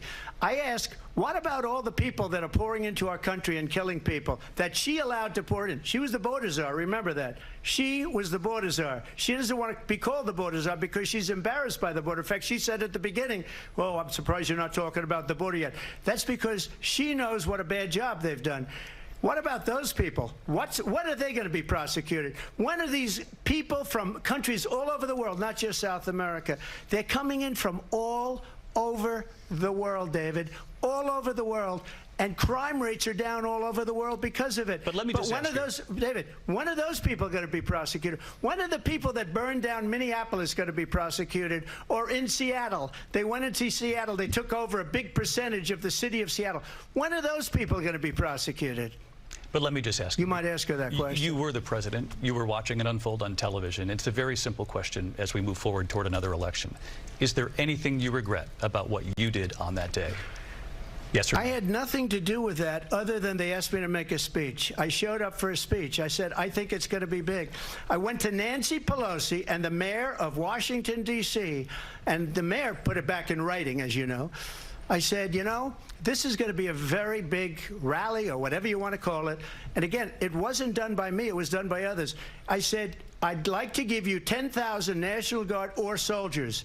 They rejected me. Nancy Pelosi rejected me. It was just 2 weeks ago. Her daughter has a tape of her saying she is fully responsible for what happened. They want to get rid of that tape. It would have never happened if Nancy Pelosi and the mayor of Washington did their jobs. I wasn't responsible for security. Nancy Pelosi was responsible. She didn't do her job. The question was about you as president, not about former Speaker Pelosi, but I do want Vice President Harris to respond here. I was at the Capitol on January 6th. I was the vice president-elect. I was also an acting senator. I was there. And on that day, the President of the United States incited a violent mob to attack our nation's capital, to desecrate our nation's capital. On that day, 140 law enforcement officers were injured, and some died. And understand, the former president has been indicted and impeached for exactly that reason. But this is not an isolated situation. Let's remember Charlottesville, where there was a mob of people carrying tiki torches, spewing anti-Semitic hate. And what did the president then at the time say? There were fine people on each side. Let's remember that when it came to the Proud Boys, a militia, the president said, the former president said, stand back and stand by. So for everyone watching who remembers what January 6th was, I say, we don't have to go back. Let's not go back. We're not going back. It's time to turn the page.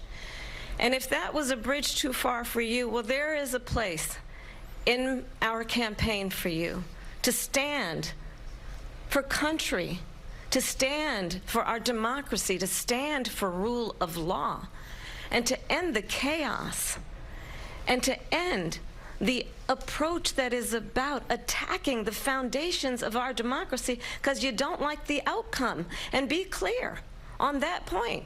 Donald Trump, the candidate, has said in this election there will be a bloodbath if this and the outcome of this election is not to his liking. Let's turn the page on this. Let's not go back. Let's chart a course for the future and not go backwards to the past. Let me just follow up here. It was a different term, and it was a term that related to energy because they have destroyed our energy business. That was where bloodbath was. Also, on Charlottesville, that story has been, as you would say, debunked. Laura Ingraham, Sean Hannity, Jesse, all of these people, they covered it. If they go an extra sentence, they will see it was perfect. It was debunked in almost every newspaper, but they still bring it up, just like they bring 2025 up. They bring all of this stuff up. I ask you this. You talk about the Capitol. Why are we allowing these millions of people to come through on the southern border? How come she's not doing anything? And I'll tell you what I would do, and I would be very proud to do it. I would say we would both leave this debate right now. I'd like to see her go down to Washington, D.C. during this debate, because we're wasting a lot of time. Go down to, because she's been so bad, it's so ridiculous. Go down to Washington, D.C. and let her sign a bill to close up the border, because they have the right to do it. They don't need bills. They have the right to do it. The President of the United States, you'll get him out of bed, you'll wake him up at 4 o'clock in the afternoon, you'll say, come on down to the office, let's sign a bill. If he signs a bill that the border is closed, all he has to do is say it to the Border Patrol, who are phenomenal. If they do that, the border is closed. Mr. Those President, people are killing many people, unlike J6. We talked immigration here tonight. I do want to focus on this next issue to both of you, because it really brings us this into focus, truth in these times that we're living in.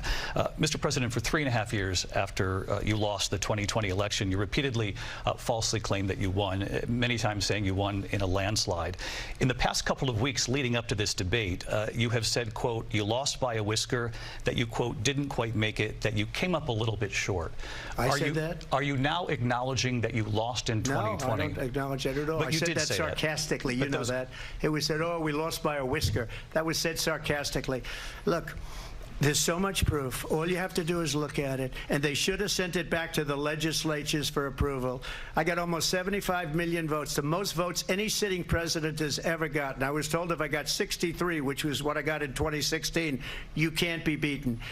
The election, people should never be thinking about an election as fraudulent. We need two things. We need walls, and we have to have it. We have to have borders, and we have to have good elections. Our elections are bad. And a lot of these illegal immigrants coming in, they're trying to get them to vote. They can't even speak English. They don't even know what country they're in practically. And these people are trying to get them to vote. And that's why they're allowing them to come into our country. I did watch all of these pieces of video. I didn't detect the sarcasm, lost by a whisker. We didn't quite make it.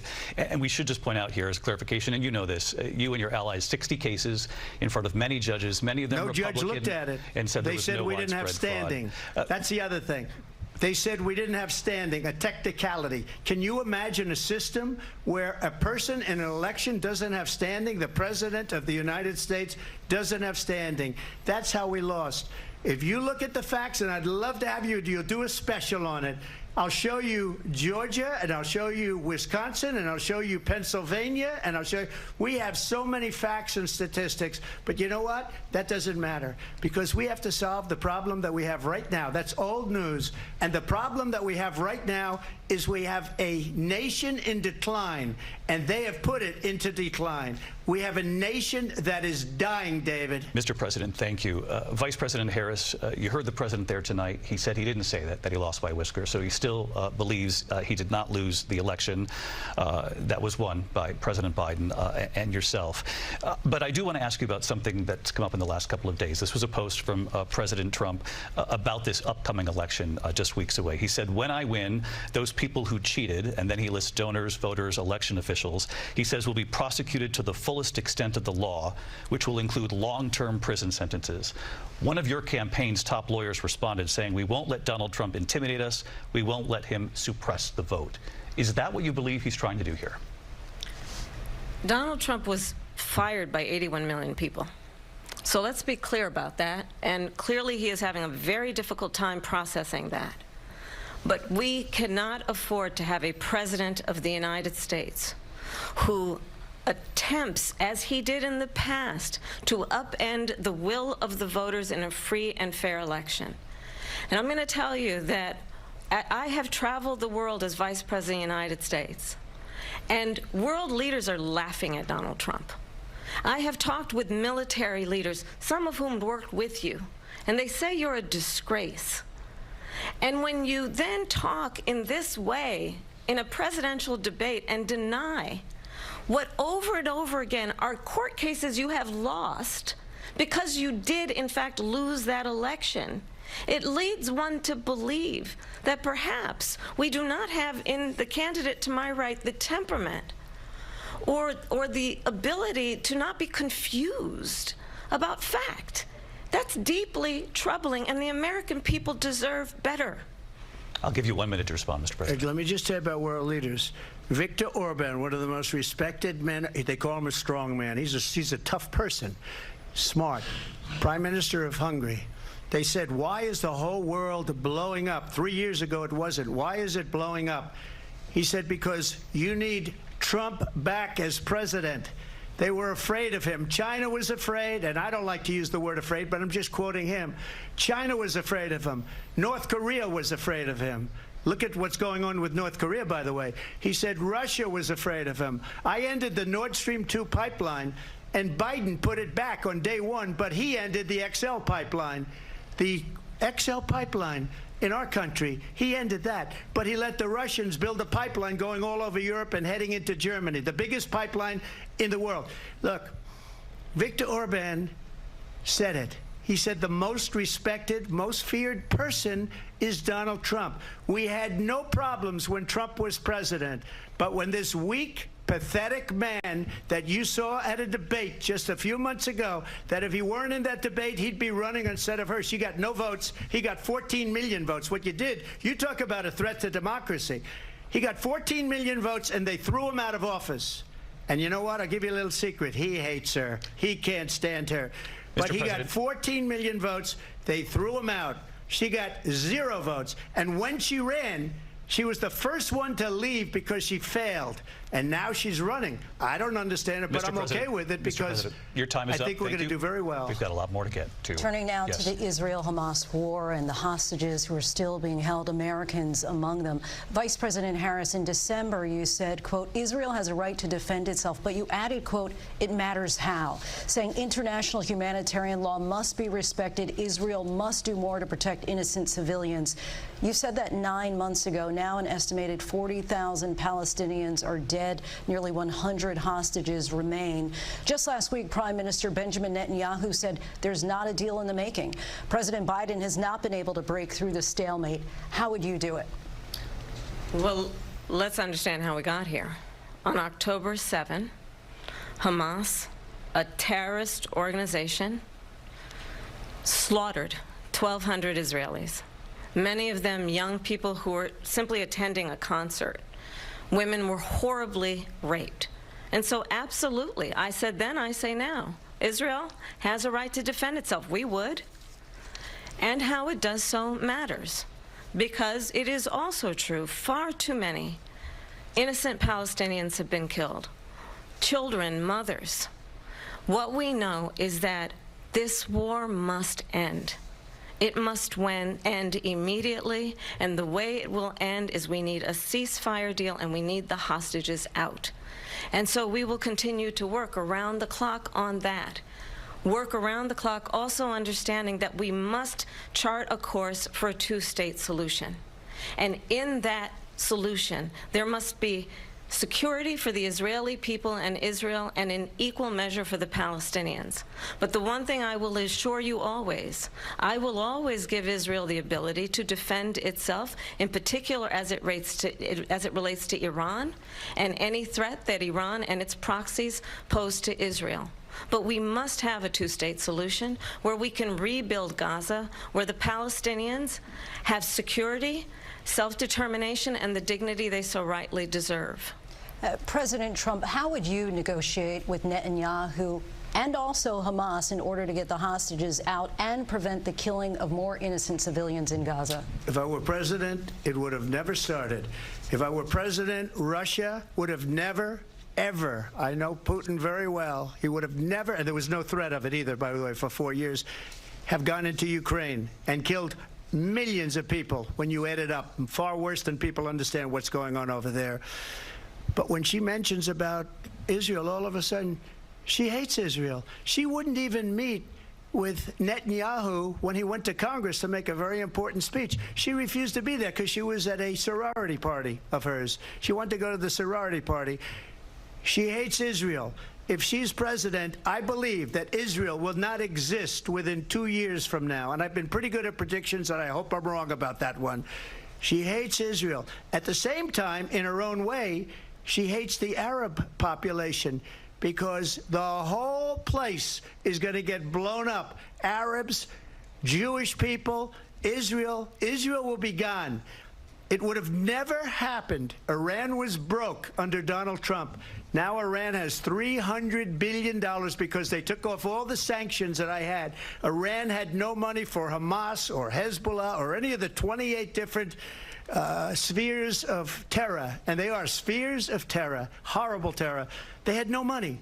It was a big story, and you know it. You covered it very well, actually. They had no money for terror. They were broke. Now they're a rich nation, and now what they're doing is they're spreading that money around. Look at what's happening with the Houthis and Yemen. Look at what's going on in the Middle East. This would have never happened. I will get that settled and fast, and I'll get the war with Ukraine and Russia ended. If I'm president-elect, I'll get it done before even becoming president. Vice President Harris, he says you hate Israel. That's absolutely not true. I have my entire career and life supported Israel and the Israeli people. He knows that. He's trying to, again, divide and distract from the reality, which is it is very well known that Donald Trump is weak and wrong on national security and foreign policy. It is well known that he admires dictators, wants to be a dictator on day one, according to himself. It is well known that he said of Putin that he can do whatever the hell he wants and go into Ukraine. It is well known that he said when Russia went into Ukraine, it was brilliant. It is well known he exchanged love letters with Kim Jong-un. And it is absolutely well known that these dictators and autocrats are rooting for you to be president again because they're so clear. They can manipulate you with flattery and favors. And that is why so many military leaders who you have worked with have told me you are a disgrace. That is why we understand that we have to have a president who is not consistently weak and wrong on national security, including the importance of upholding and respecting in highest regard our military. Vice President Harris, thank you. They're the ones, and she's the one that caused it, that's weak on national security by allowing every nation last month for the year, 168 different countries sending people into our country. Their crime rates are way down. Putin endorsed her last week, said, I hope she wins. And I think he meant it, because what he's gotten away with is absolutely incredible. It wouldn't have happened with me. The leaders of other countries think that they're weak and incompetent, and they are. They're grossly incompetent. And I just ask one question. Why does Biden go in and kill the Keystone Pipeline and approve the single biggest deal that Russia's ever made, Nord Stream 2, the biggest pipeline anywhere in the world going to Germany and all over Europe? Because they're weak and they're ineffective. And Biden, by the way, President gets paid Trump, a lot of money. Thank you. We have a lot of issues to get to. We'll be right back with much more of this historic ABC News presidential debate from the National Constitution Center right here in Philadelphia. Back in a moment.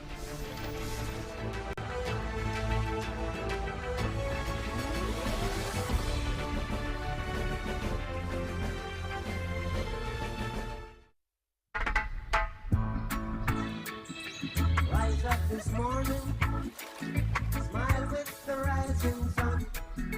Three little birds, by my doorstep, singing sweet songs of melodies pure and true, saying, this is our message. Sandals Jamaica sale is now on. Visit sandals.com or call 1-800-SANDALS.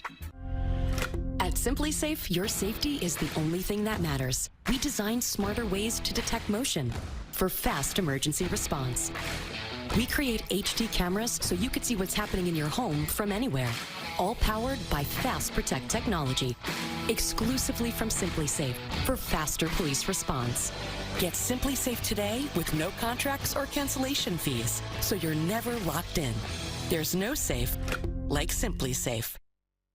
Pause for the facts. Susie here is shopping for a used car, but she doesn't know that nearly half of them have been in an accident. Interesting. But Carfax.com shows how accidents impact price, so she doesn't have to overpay. Unpause.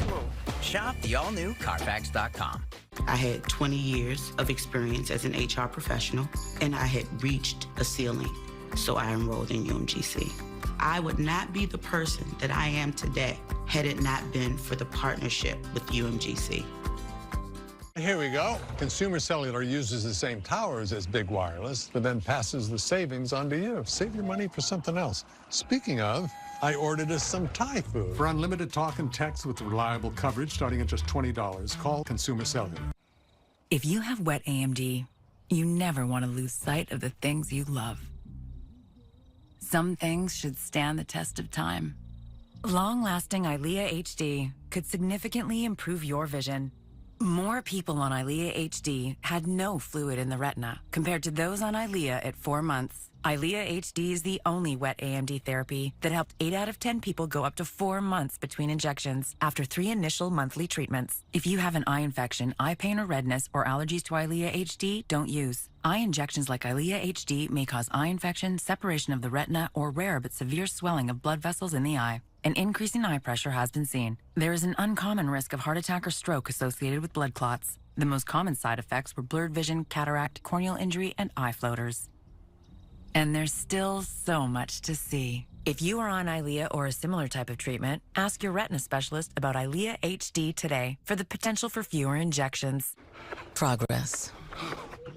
Moving in a positive direction. We all want our lives to do that. Why is progress also in our name? We've always believed insurance should do more. That's why we've gifted over 1,000 vehicles to veterans, funded housing programs for families in need, and why we're working to make roads safer. You're doing good. And housing more fair. For us, that's real progress. As a cardiologist, when I put my patients on a statin to reduce cholesterol, I also tell them it can deplete their CoQ10 levels. I recommend taking Cunol CoQ10. Cunol has 3 times better absorption than regular CoQ10. Cunol, the brand I trust. The people have voted. Reagan is a hit. Mr. Gorbachev, tear down this wall. Audiences give it a 98%. You know what you have to do. And an A cinema score. There's nothing a retired governor can do. But a president, now he can do a thing or two. Reagan. See it now in theaters. Rated PG-13. May not be suitable for children under 13. Tonight, Colbert's Live after the debate with John Dickerson. We'll have all the post-debate news, like who won, who lost, and did anyone get slimed? We were told to wake up and put our life jackets on. We've just been rammed by a Chinese boat. Tensions are escalating in the South China Sea. We're at a complete standoff. And 60 Minutes is there. We're just completely surrounded by the Chinese. It's time for the season premiere of 60 Minutes. All new Sunday on CBS and streaming on Paramount+.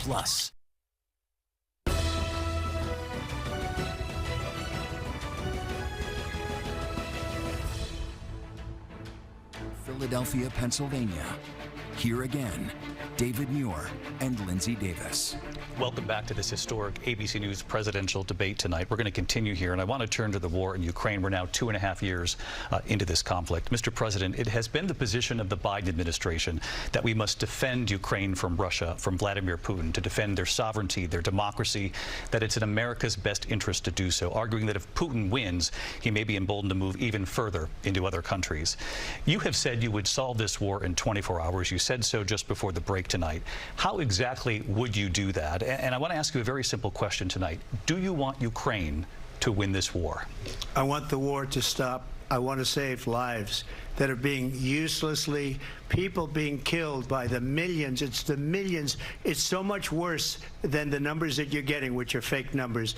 Look, we're in for $250 billion or more, because they don't ask Europe, which is a much bigger beneficiary to getting this thing done than we are. They're in for $150 billion less because Biden and you don't have the courage to ask Europe like I did with NATO.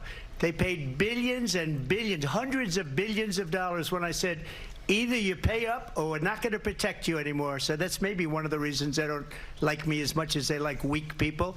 But you take a look at what's happening. We're in for 250 to 275 billion. They're into 100 to 150. They should be forced to equalize. With that being said, I want to get the war settled. I know Zelensky very well, and I know Putin very well. I have a good relationship, and they respect your president, okay? They respect me. They don't respect Biden. How would you respect him? Why? For what reason?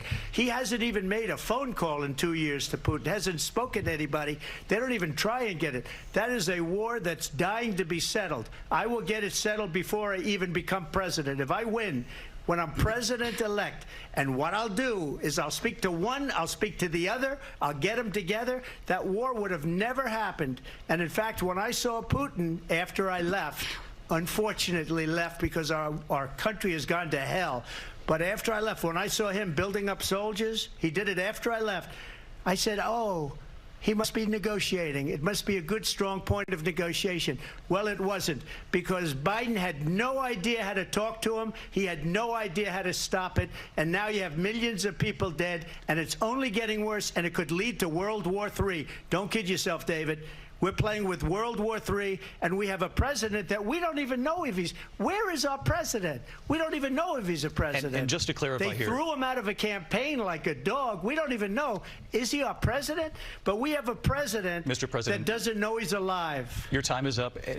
Just to clarify in the question, do you believe it's in the U.S. best interest for Ukraine to win this war, yes or no? I think it's the U.S. best interest to get this war finished and just get it done. All right. Negotiate a deal, because we have to stop all of these human lives from being destroyed. I want to take this to Vice President Harris. I want to get your thoughts on support for Ukraine in this moment, but also, as Commander-in-Chief, if elected, how would you deal with Vladimir Putin, and would it be any different from what we're seeing from President Biden? Well, first of all, it's important to remind the former president you're not running against Joe Biden, you're running against me. I believe the reason that Donald Trump says that this war would be over within 24 hours is because he would just give it up. And that's not who we are as Americans. Let's understand what happened here. I actually met with Zelensky a few days before Russia invaded, tried through force to change territorial boundaries, to defy one of the most important international rules and norms, which is the importance of sovereignty and territorial integrity. And I met with President Zelensky. I shared with him American intelligence about how he could defend himself. Days later, I went to NATO's eastern flank, to Poland and Romania. And through the work that I and others did, we brought 50 countries together to support Ukraine in its righteous defense. And because of our support, because of the air defense, the ammunition, the artillery, the javelins, the Abrams tanks that we have provided, Ukraine stands as an independent and free country. If Donald Trump were president, Putin would be sitting in Kyiv right now. And understand what that would mean, because Putin's agenda is not just about Ukraine.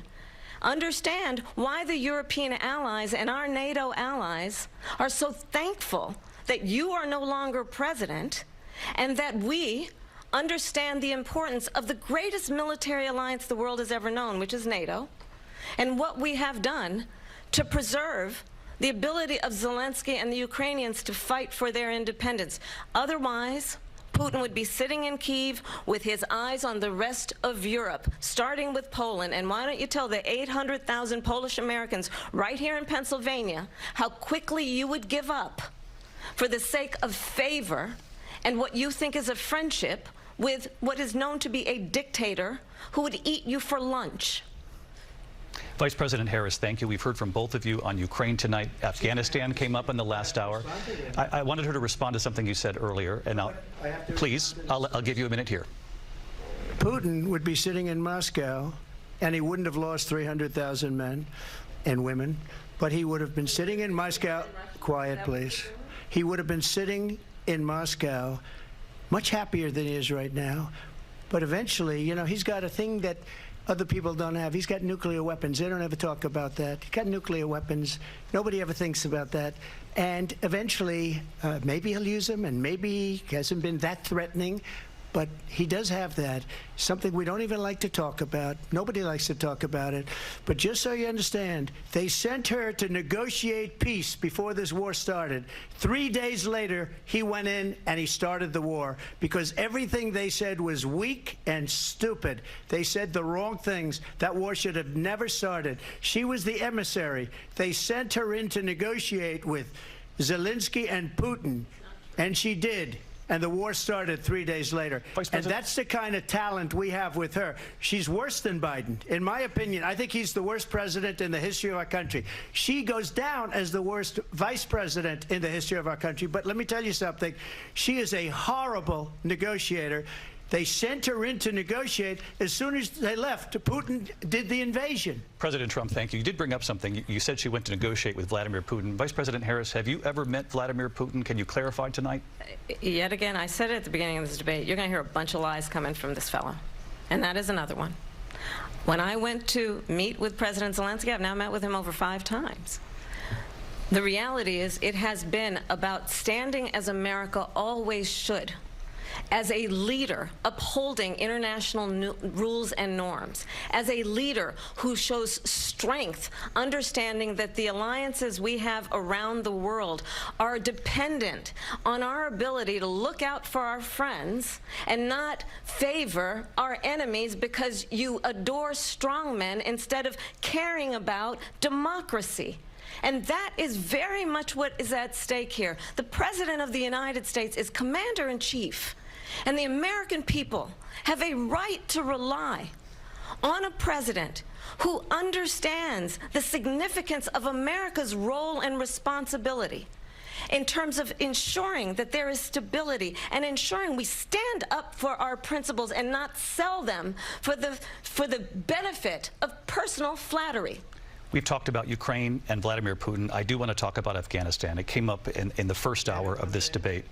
I want to move on to Afghanistan. Stoltenberg said Trump did the most amazing thing I've ever seen. He got these countries, the 28 countries at the time, to pay up. He said, I've never seen. He's the head of NATO. He said, I've never seen. For years, we were paying almost all of NATO. We were being ripped off by European nations, both on trade and on NATO. I got them to pay up by saying one of the statements you made before, if you don't pay, we're not going to protect you. President Otherwise, Trump. we would have never gotten it. He said it was one of the most incredible jobs that he's ever seen done. Thank you. I want to turn to Afghanistan. It came up in the first hour of the debate, and we witnessed a poignant moment today on Capitol Hill, honoring the soldiers who died in the chaotic withdrawal from Afghanistan. I do want to ask the Vice President, do you believe you bear any responsibility in the way that withdrawal played out? Well, I will tell you, I agreed with President Biden's decision to pull out of Afghanistan. 4 presidents said they would, and Joe Biden did. And as a result, America's taxpayers are not paying the $300 million a day we were paying for that endless war. And as of today, there is not one member of the United States military who is in active duty in a combat zone in any war zone around the world, the first time this century. But let's understand how we got to where we are. Donald Trump, when he was president, negotiated one of the weakest deals you can imagine. He calls himself a deal maker. Even his national security advisor said it was a weak, terrible deal. And here's how it went down. He bypassed the Afghan government. He negotiated directly with a terrorist organization called the Taliban. The negotiation involved the Taliban getting 5,000 Taliban terrorists released. And get this, and the president at the time invited the Taliban to Camp David, a place of storied significance for us as Americans, a place where we honor the importance of American diplomacy, where we invite and receive respected world leaders. And this former president, as president, invited them to Camp David because he does not again appreciate the role and responsibility of the President of the United States to be commander-in-chief with a level of respect. And this gets back to the point of how he has consistently disparaged and demeaned members of our military, fallen soldiers, and the work that we must do to uphold the strength and the respect of the United States of America around the world. Vice President Harris, thank you. President Trump, your response to her saying that you began the negotiations with the Taliban. So, if you take a look at that period of time, the Taliban was killing our soldiers, a lot of them, with snipers. And I got involved with the Taliban because the Taliban was doing the killing. That's the fighting force within Afghanistan. They don't bother doing that because, you know, they deal with the wrong people all the time. But I got involved. And Abdul is the head of the Taliban. He is still the head of the Taliban. And I told Abdul, don't do it anymore. You do it anymore, you're going to have problems. And he said, why do you send me a picture of my house? I said, you're going to have to figure that out, Abdul. And for 18 months, we had nobody killed. We did have an agreement negotiated by Mike Pompeo. It was a very good agreement. The reason it was good, it was we were getting out. We would have been out faster than them, but we wouldn't have lost the soldiers. We wouldn't have left many Americans behind, and we wouldn't have left $85 billion worth of brand new, beautiful military equipment behind. And just to finish, they blew it. The agreement said you have to do this, this, this, this, this, and they didn't do it. They didn't do it. The agreement was terminated by us because they didn't do what they were supposed to do. I want to move on. And these people did the worst withdrawal and, in my opinion, the most embarrassing moment in the history of our country. And by the way, that's why Russia attacked Ukraine, because they saw how incompetent she and her boss are. President Trump, thank you. I want to move on now to race and politics in this country. Mr. President, you recently said of Vice President Harris, quote, I didn't know she was black until a number of years ago when she happened to turn black, and now she wants to be known as black. I want to ask a bigger picture question here tonight. Why do you believe it's appropriate to weigh in on the racial identity of your opponent? I don't, and I don't care. I don't care what she is. I don't care. You make a big deal out of something, I couldn't care less. Whatever she wants to be is okay with me. But those were your words, so I'm asking. I don't know. I mean, all I can say is I read where she was not black, that she put out, and I'll say that. And then I read that she was black, and that's okay. Either one was okay with me. That's up to her. That's up to her. Vice President Harris, your thoughts on this? I think it's, I mean, honestly, I think it's a tragedy that we have someone who wants to be president who has consistently, over the course of his career, attempted to use race to divide the American people. You know, I do believe that the vast majority of us know that we have so much more in common than what separates us, and we don't want this kind of approach that is just constantly trying to divide us, and especially by race. And let's remember how Donald Trump started. He was land, he owned buildings, and he was investigated because he refused to rent property to black families. Let's remember, this is the same individual who took out a full-page ad in the New York Times calling for the execution of 5 young black and Latino boys who were innocent, the Central Park 5. Took out a full-page ad calling for their execution. This is the same individual who spread birther lies about the first black president of the United States. And I think the American people want better than that, want better than this, want someone who understands, as I do, I travel our country. We see in each other a friend. We see in each other a neighbor. We don't want a leader who is constantly trying to have Americans point their fingers at each other. I meet with people all the time who tell me, can we please just have discourse about how we're going to invest in the aspirations and the ambitions and the dreams of the American people? Knowing that regardless of people's color or the language their grandmother speaks, we all have the same dreams and aspirations and want a president who invests in those, not in hate and division. Vice President Harris, thank you. Lindsay? President Trump, this is now your 3rd time. This is the most divisive presidency in the history of our country. There's never been anything like it. They're destroying our country, and they come up with things like what she just said. going back many, many years, when a lot of people, including Mayor Bloomberg, agreed with me on the Central Park Five, they admitted, they said, they pled guilty. And I said, well, if they pled guilty, they badly hurt a person, killed a person ultimately. And if they pled guilty, then they pled, we're not guilty. But this is a person that has to stretch back years, 40, 50 years ago, because there's nothing now. I built one of the greatest economies in the history of the world, and I'm going to build it again. It's going to be bigger, better, and stronger. But they're destroying our economy. They have no idea what a good economy is. Their oil policies, every single policy. And remember this, she is Biden. You know, she's trying to get away from Biden. I don't know the gentleman, she says. She is Biden. The worst inflation we've ever had, a horrible economy because inflation has made it so bad, and she can't get away with that. Thank you. Your time is up, Lindsay. I want to respond to that, though. I want to just respond briefly. Clearly, I am not Joe Biden, and I am certainly not Donald Trump.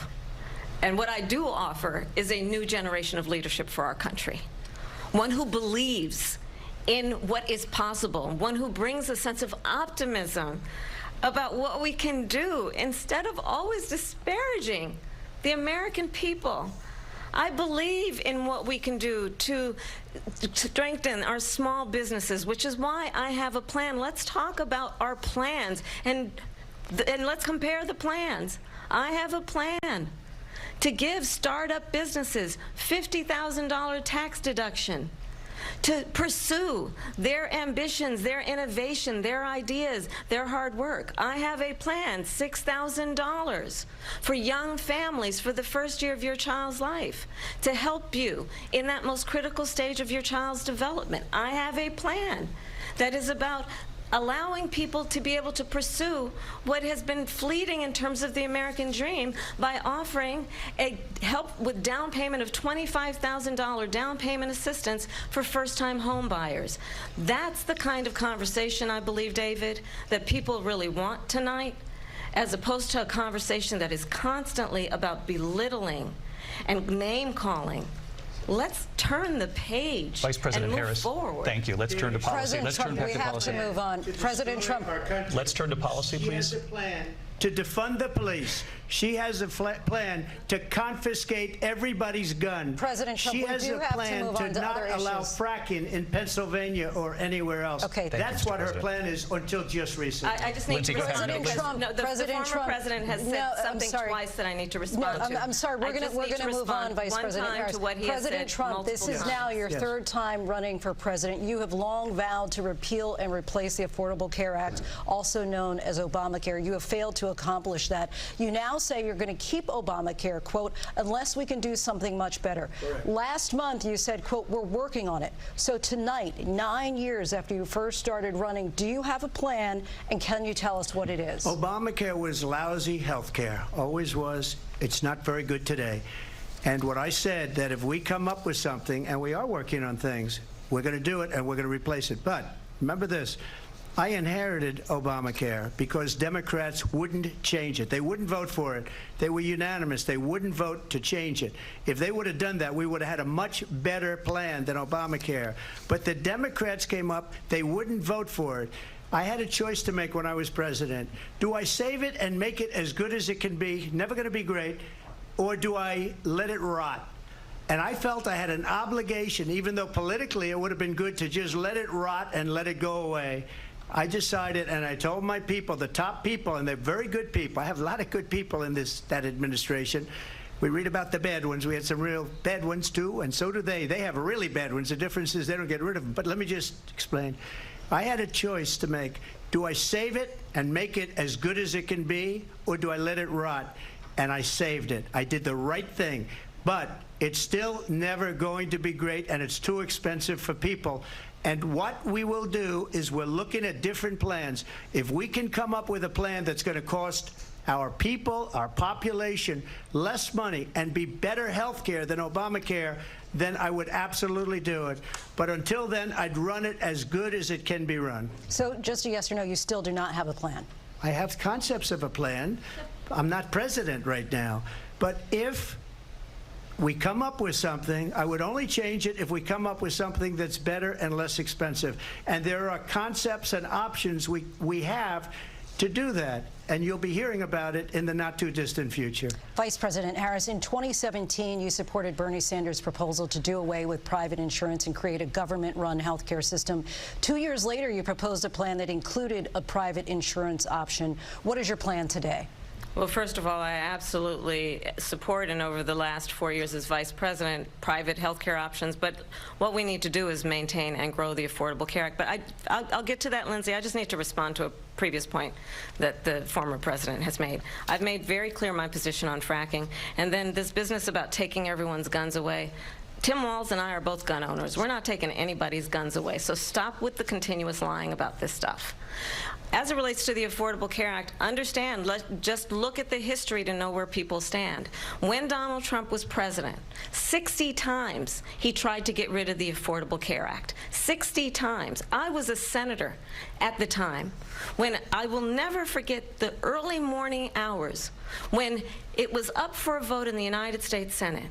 And the late, great John McCain, who you have disparaged as being, you don't like him, you said, at the time because he got caught. He was an American hero. The late, great John McCain, I will never forget that night, walked onto the Senate floor and said, no, you don't. No, you don't. No, you don't get rid of the Affordable Care Act. You have no plan. And what the Affordable Care Act has done is eliminate the ability of insurance companies to deny people with pre-existing conditions. I don't have to tell the people watching tonight, you remember what that was like? Remember when an insurance company could deny if a child had asthma, if someone was a breast cancer survivor, if a grandparent had diabetes? And thankfully, as I've been Vice President, and we, over the last 4 years, have strengthened the Affordable Care Act, we have allowed, for the first time, Medicare to negotiate drug prices on behalf of you, the American people. Donald Trump said he was going to allow Medicare to negotiate drug prices. He never did. We did. And now we have capped the cost of insulin at $35 a month. Since I've been Vice President, we have capped the cost of prescription medication for seniors at $2,000 a year. And when I am President, we will do that for all people, understanding that the value I bring to this is that access to health care should be a right and not just a privilege of those who can afford it. And the plan has to be to strengthen the Affordable Care Act, not get rid of it, Vice President Harris, in terms of where Donald Trump stands on that. I want to move to an issue that's important for a lot of... She made a mistake. At number one, John McCain fought Obamacare for 10 years. But it wasn't only him. It were all of the Democrats that kept it going. And you know what? We can do much better than Obamacare, much less money. But she won't improve private insurance for people, private medical insurance. That's another thing she doesn't want to get. People are paying privately for insurance that have worked hard and made money, and they want to have private. She wants everybody to be on government insurance where you wait 6 months for an operation that you need immediately. President Trump, thank you. We have another issue that we'd like to get to that's important for a number of Americans, in particular younger voters, and that's climate change. President Trump, with regard to the environment, you say that we have to have clean air and clean water. Vice President Harris, you call climate change an existential threat. The question to you both tonight is, what would you do to fight climate change? And Vice President Harris, we'll start with you. 1 minute for you each. Well, the former president had said that climate change is a hoax. And what we know is that it is very real. You ask anyone who lives in a state who has experienced these extreme weather occurrences, who now is either being denied home insurance or it's being jacked up. You ask anybody who has been the victim of what that means in terms of losing their home, having nowhere to go. We know that we can actually deal with this issue. The young people of America care deeply about this issue. And I am proud that as Vice President over the last 4 years, we have invested $1 trillion in a clean energy economy, while we have also increased domestic gas production to historic levels. We have created over 800,000 new manufacturing jobs while I have been Vice President. We have invested in clean energy to the point that we are opening up factories around the world. Donald Trump said he was going to create manufacturing jobs. He lost manufacturing jobs. And I'm also proud to have the endorsement of the United Auto Workers and Sean Fain, who also know that part of building a clean energy economy includes investing in American-made products, American automobiles. It includes growing what we can do around American manufacturing and opening up auto plants, not closing them like happened under Donald Trump. Vice President Harris, thank you. That didn't happen under Donald Trump. Let me just tell you, they lost 10,000 manufacturing jobs this last month. It's going, they're all leaving. They're building big auto plants in Mexico, in many cases owned by China. They're building these massive plants, and they think they're going to sell their cars into the United States because of these people. What they have given to China is unbelievable. But we're not going to let that. We'll put tariffs on those cars so they can't come into our country, because they will kill the United Auto Workers and any auto worker, whether it's in Detroit or South Carolina or any other place. What they've done to business and manufacturing in this country is horrible. We have nothing because they refuse. You know, Biden doesn't go after people because supposedly China paid him millions of dollars. He's afraid to do it. Between him and his son, they get all this money from Ukraine. They get all this money from all of these different countries. And then you wonder, why is he so loyal to this one, that one, Ukraine, China? Why is he? Why did he get $3.5 million from the mayor of Moscow's wife? Why did she pay him $3.5 million? This is a crooked administration, and they're selling our country down the tubes. President Trump, thank you. Thank you. We'll be right back with closing statements from both of our candidates. An historic night, this ABC News presidential debate from Philadelphia. Back in a moment.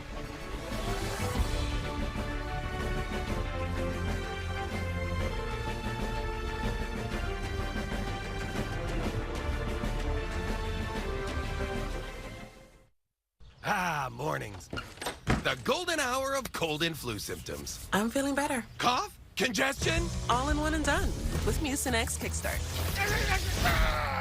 Oh, hated that. Headache? Better. Fever, body pain. Better now. Mucinex Kickstart gives all-in-one and done relief with a morning jolt of instant cooling sensation. It's not cold and flu season, it's comeback season. Did you know that 96% of customers recommend the Hartford? Boy, that's higher than most movie ratings. And those who switched to the AARP auto insurance program from the Hartford, they saved hundreds.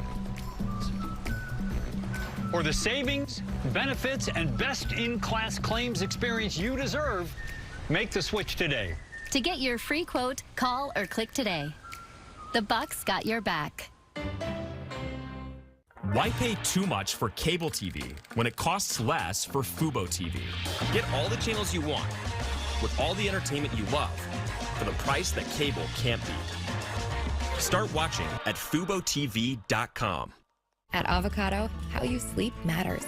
Whether you crave indulgent luxury, a naturally cool night's sleep, ergonomic back support, or all of the above, sleep is never a one-size-fits-all at Avocado. Shop online at avocadomattress.com. The darkness of bipolar depression made me feel like life was moving on without me. Then I found a chance to let in the light. Discover Caplyta. Unlike some medicines that only treat bipolar 1, Caplyta is proven to deliver significant symptom relief from both bipolar 1 and 2 depression. And in clinical trials, movement disorders and weight gain were not common. Caplyta can cause serious side effects. Call your doctor about sudden mood changes, behaviors, or suicidal thoughts right away. Antidepressants may increase these risks in young adults. Elderly dementia patients have increased risk of death or stroke. Caplyta is not approved for dementia-related psychosis. Report fever, confusion, or stiff muscles which may be life-threatening, or uncontrolled muscle movements which may be permanent. Common side effects include sleepiness, dizziness, nausea, and dry mouth. These aren't all the side effects. In the darkness of bipolar 1 and 2 depression, Caplyta can help you let in the light. Ask your doctor about Caplyta. Find savings and support at Caplyta.com. After careful review of medical guidance and research on pain relief, my recommendation is simple. Every home should have Salon Pause. Powerful, yet non-addictive. Targeted and long-lasting. I recommend Salon Pause. It's good medicine. Upset stomach? Iberogast. Indigestion? Iberogast. Bloating? Iberogast. Thanks to a unique combination of herbs, Iberogast helps relieve 6 digestive symptoms to help you feel better.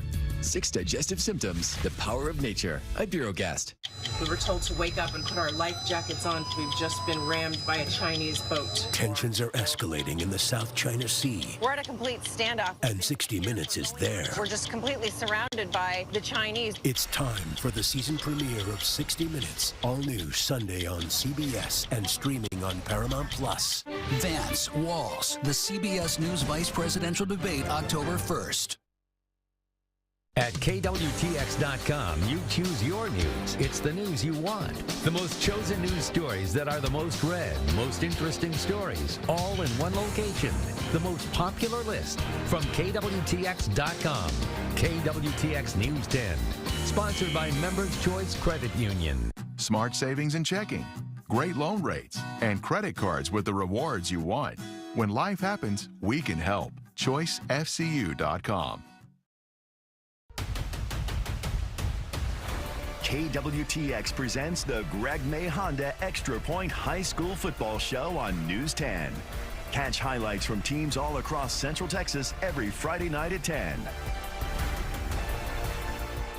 The Greg May Honda Extra Point High School Football Show on KWTX News 10 is sponsored by Greg May Honda and in part by Slovacek's, the Good Feet Store, and the Zimmerman Law Firm. How a new initiative plans to transform Belle Meade, tonight at 10.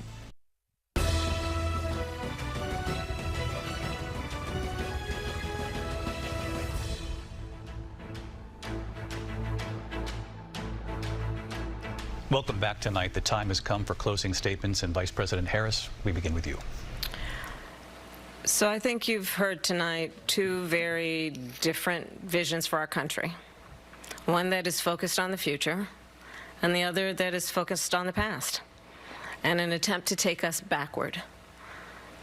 But we're not going back. And I do believe that the American people know we all have so much more in common than what separates us, and we can chart a new way forward. And a vision of that includes having a plan, understanding the aspirations, the dreams, the hopes, the ambition of the American people, which is why I intend to create an opportunity economy, investing in small businesses, in new families, in what we can do around protecting seniors, what we can do that is about giving hardworking folks a break and bringing down the cost of living. I believe in what we can do together that is about sustaining America's standing in the world and ensuring that we have the respect that we so rightly deserve, including respecting our military and ensuring we have the most lethal fighting force in the world. I will be a president that will protect our fundamental rights and freedoms, including the right of a woman to make decisions about her own body and not have her government tell her what to do. I'll tell you, I started my career as a prosecutor. I was a DA, I was an attorney general, a United States senator, and now vice president. I've only had one client, the people. And I'll tell you, as a prosecutor, I never asked a victim or a witness, are you a Republican or a Democrat? The only thing I ever asked them, are you okay? And that's the kind of president we need right now.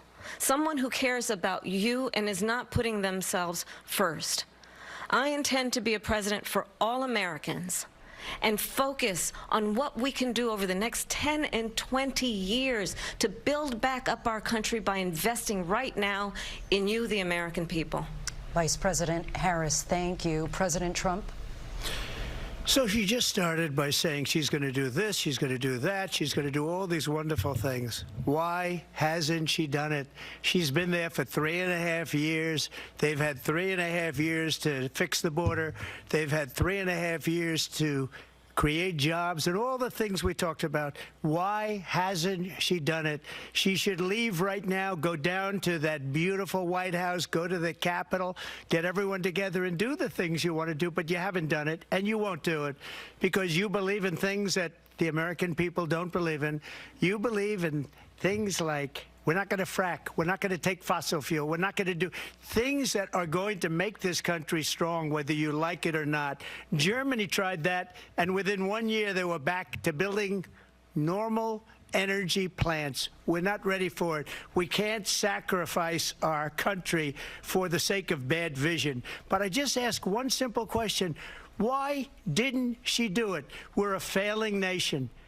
We're a nation that's in serious decline. We're being laughed at all over the world. All over the world, they're laughing. I know the leaders very well. They're coming to see me. They call me.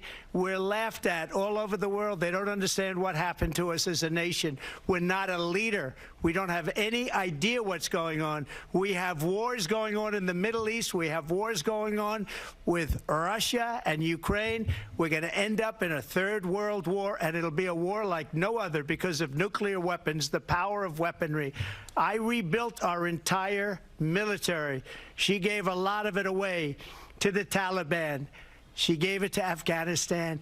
What these people have done to our country, and maybe toughest of all, is allowing millions of people to come into our country. Many of them are criminals, and they're destroying our country.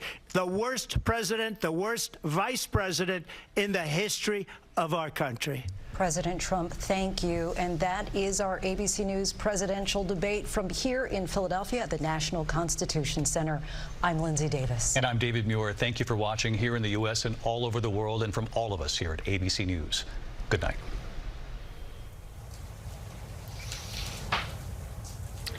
And that concludes what may be the first and only presidential election debate of this 2024 cycle.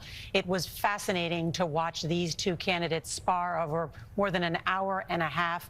Kamala Harris, the vice president of the United States, on the offense for much of the debate against Donald Trump. And you could say she kept chumming the waters, and Trump